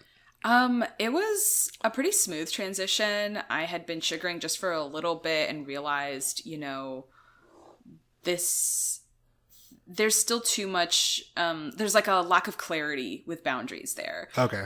There's a lack of a set market rate.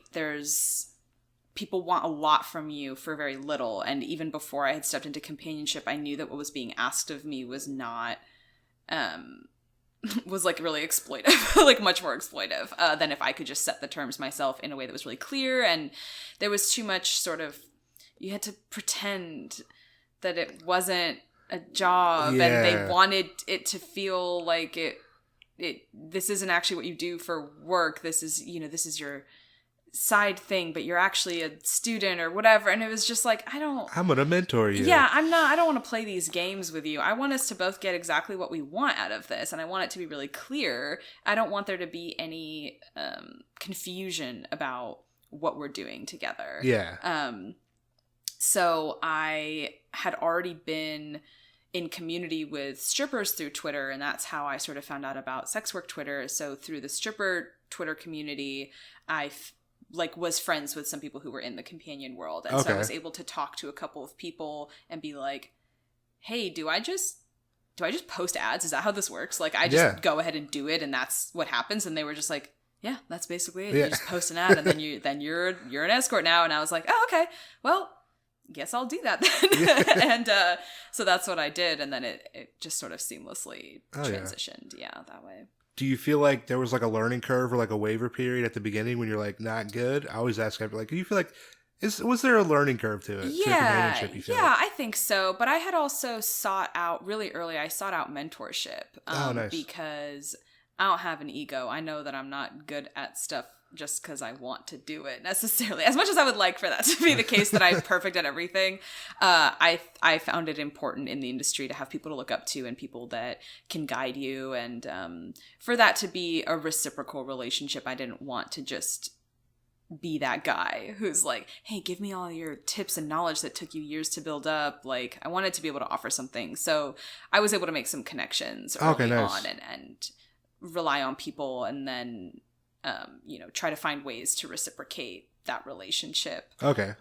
So I felt like I had a pretty strong start because of that. And then I had been observing the industry for so long. Even when I wasn't actively dancing because of my relationships, I was still following strippers on the internet. I was still engaging with sex work culture from a distance. And so by the time I stepped into it, I kind of knew a lot of the things that I think slip people up in the early stages in terms of like what boundaries you should have or like how to keep yourself safe. These were things I had picked up just by observing. And so I entered it sort of knowing exactly what I needed to do in certain respects for my safety at the very least. Yeah. So. Do you feel like dancing was definitely a positive thing? Like, are you glad you danced before like getting into companionship? Do you feel like it had any? Did it impact it at all? Do you feel like, or I think it made it easier to think about the, I guess, quote unquote, next step. Like if we're thinking of sex work as like an escalation, which I don't think you should, because not everyone does everything. But for me, it was very much like online work was the gateway, and then stripping was like the next layer, and then companionship was the next layer after that. And that's certainly not true for everybody. But stripping normalized a lot of stuff that I used to be more hesitant about. Like, I didn't realize until I started dancing that a lot of girls would go out to like maybe a dinner with a regular customer at the club because they would offer, and they'd be like, let me buy you a meal, let me buy you a new work outfit. I didn't realize how much of that was happening, even if they weren't escorting. A lot of them were not necessarily doing more with these guys. They were just going to dinner and stuff. But that normalized the idea of like, oh yeah, you can have varied interactions with different people with various levels of intimacy in different contexts, different settings. And so that kind of made it easier to conceptualize, what else is possible, I guess. That makes sense. Yeah.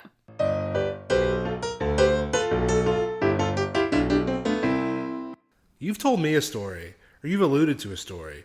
You haven't told me the full story. What story? It involves... I've told you lots of secrets and stories.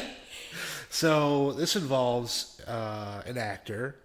Uh-huh. He was in the movie Austin Powers. It's a very interesting story. I know exactly what you're talking about. He was Austin Powers' little person that, Vern Troyer. Vern Troyer. Rest his soul. R.I.P. Shout out R.I.P. Yes. to the tripod. So I was touring New York, and he gave normal references. I reached out to them. They never once mentioned who he was or that he was a little person. So yeah, I thought before meeting him it was going to be a perfectly, normal, quote unquote, normal date. I open the door and he comes kind of like, hobbling, wobbling in with a duffel bag, like a 50 Shades of Grey bag. Nice. The bag was bigger than he was. And so he like lays everything out, and I'm thinking like, I hope this is for you. This is not for me, right? And like, some of the interesting items in the bag were like metal boot spurs and nipple clamps that tased.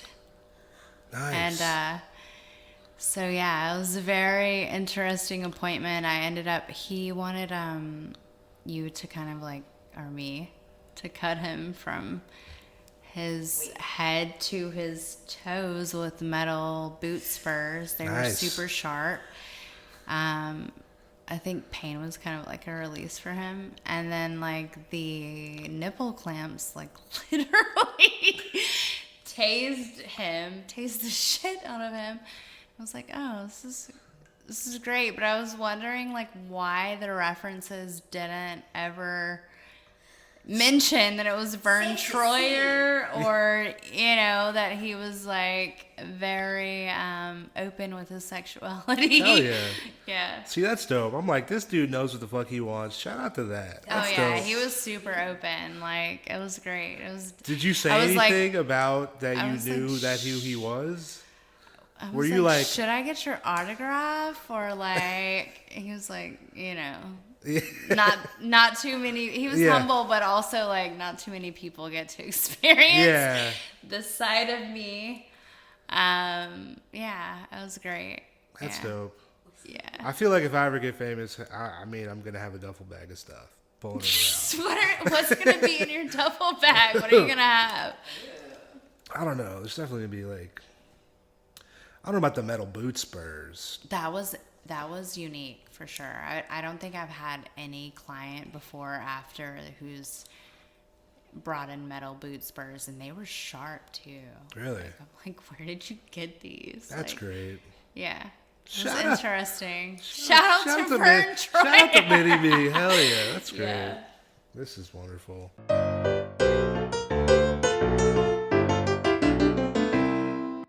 It is. Before sex work, I was working in corporate America, and I was working like 60 to 80 hours a week. And it was heartbreaking, and I was tired, and I had put on all that weight, and I was depressed, and I was not living a life. I was burning out from real life like by 26, Yeah. And here I am just like living the most wonderful life. And I am home all the time with my kids. And what more can I ask for? You have your children for such a limited time. And I was such a young mom that I'm really running out of time to make memories with them. And now because of sex work, that's all we have is fun memories with each other that otherwise we never would have been able to do. Yeah. Especially working, like you're saying, 60 to 80 hours a week. You're like, I go to work and then I come home and I'm like, I'm tired. And then I leave before they wake up, having someone come over and being them. And then I get home after they go to bed. Yeah. They stop remembering which one's mama and which one's grandma. Yeah. That's no life. That's no life at all. No. It's capitalism. We all got it's bullshit is what it is. Yeah. Yeah. You know what? Do you ever see that like no little girl trend? Let me tell you this much. No little girl wants to be what I was before sex work. Because that was no life. That was misery. Yeah. Do you feel like you view yourself any differently? Like from before you started sex work to now? Do you feel like how you view yourself, has that changed at all? Oh my God. I feel like I finally recognize my own self-worth.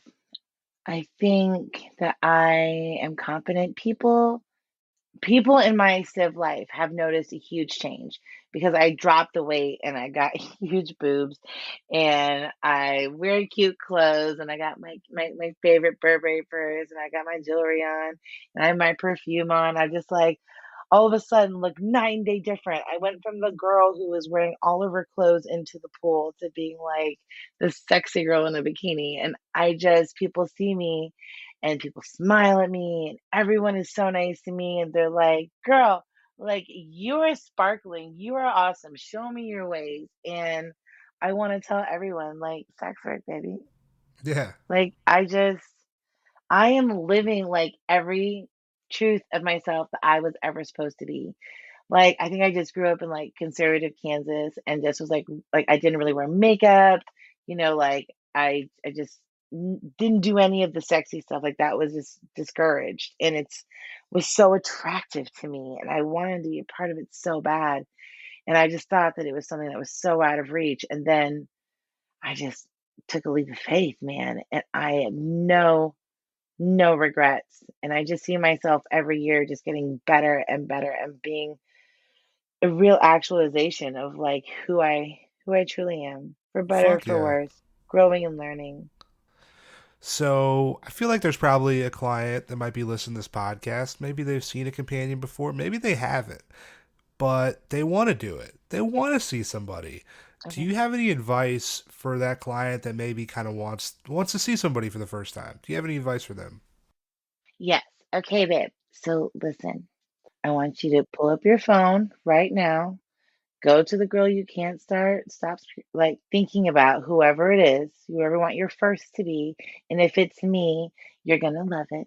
I am an awesome first time pick, but forever, go whoever like tickles your fancy and fancies your tickle and just send an email and mean it and don't waste their time. Like you have one first impression and so be like, hey, so and so, my name is so and so and I've been a big fan of yours and I'm interested in meeting with you. I'm nervous, this is my first time.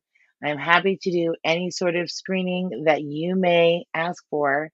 And that's, side note, really important because people do their own forms of screening. And what works for one person may not work for another. Um, but if you want to see one particular companion, do exactly as they ask and don't play stupid, don't ask, don't play games. And so, like for me, I would require a copy of your real world ID. There are a lot of people who do it. It's a very legitimate thing. No, we're not going to steal your identity. If you think we are going to steal your identity, you may not be ready. Or just see someone who's not going to require that. Your first experience is going to be exactly what you want it to be and what you make of it. And when you reach it out to that companion, I highly recommend making sure you know their rates in advance and knowing exactly how much time you want to spend with them and on what day. And if they're doing in call or out call, for me, COVID changed everything. I've been doing 99% out call. And so every time someone reaches out and says, I'm a big fan, I want to book in call, well, then I get frustrated because I'm like, well, you clearly don't follow me that much. Yeah. So if you want to, life is short, book the girl, go see that person. And if that time is great, book another date. If you want to see someone else, go see someone else. If that date ended up sucking for whatever reason, well, don't let it stop you. Try again. Like you're going to meet someone who you're going to click with. You might meet several people that you click with. And my one thing about it is that it's supposed to be fun and it's supposed to be easy. And so if things are hard, argumentative, feel difficult, feel wrong, then just back out and be polite. Be aware that a lot of us have deposit requirements as low as $25, could be 50% of the booking. Be prepared to send that and how they ask for it. I only use Cash App. Some people use PayPal. Some people use Venmo. Just whatever it is, you just this is the opportunity of a lifetime to have an incredible experience and you're going to set the tone from the very first message. So do it, even if you're scared, even if you're nervous, Like, life is short, man. Book the girl, book the boy, book the provider, book the duo, book the couple, like whoever it is that you want to see.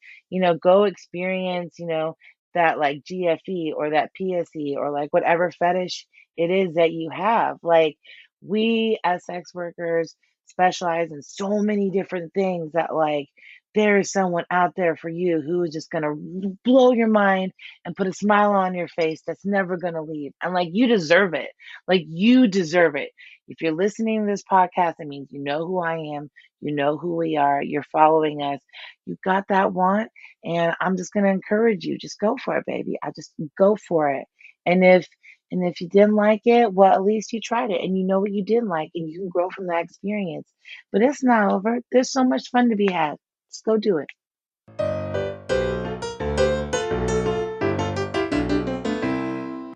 One of the biggest things is I think people look at sex workers as like this monolith, like we're this, we're these poor, downtrodden, victimized women. And no, like I said, it's one of those things. It's like any other job. It's got its good, it's bad, it's ugly, it's everything in between. It's, it's not one thing or another. I've kind of, like I told somebody one time, you can liken it to working in the hospitality industry. If you work at McDonald's, your experience is going to be vastly different than if you work at a 5-star Michelin restaurant or Applebee's or Outback or whatever, Yeah.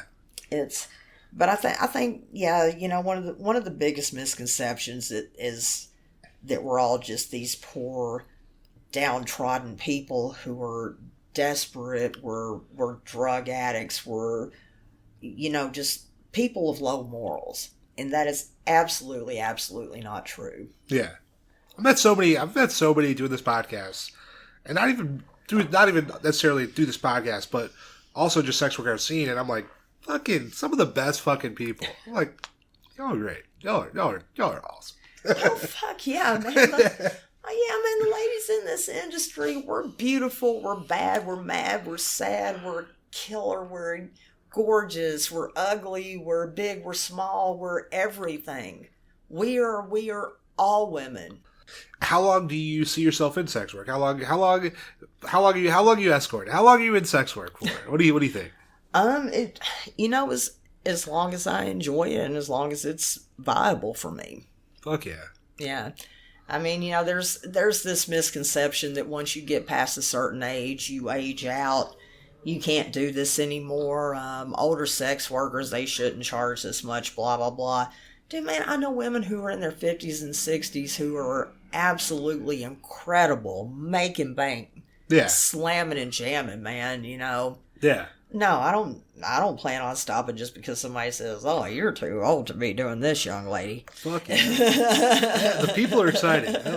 And there are a lot of older men out there who actually prefer being with a woman who's closer to their own age Yeah. and somebody who has experience.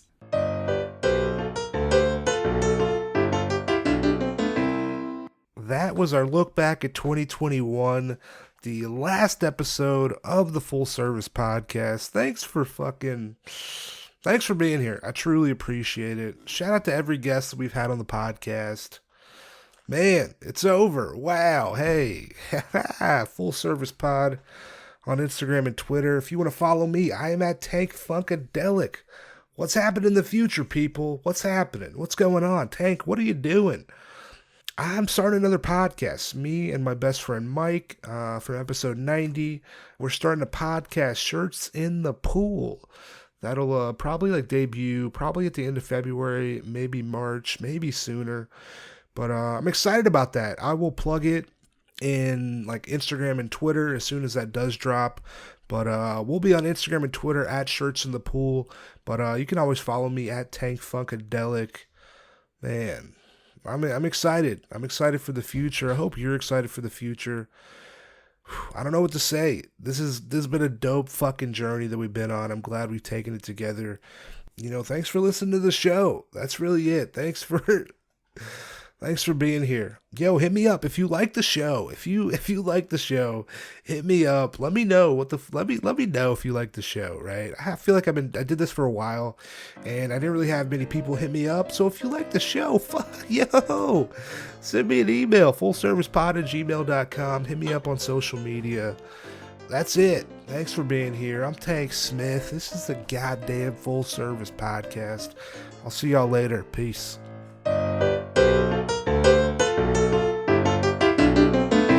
Full Service.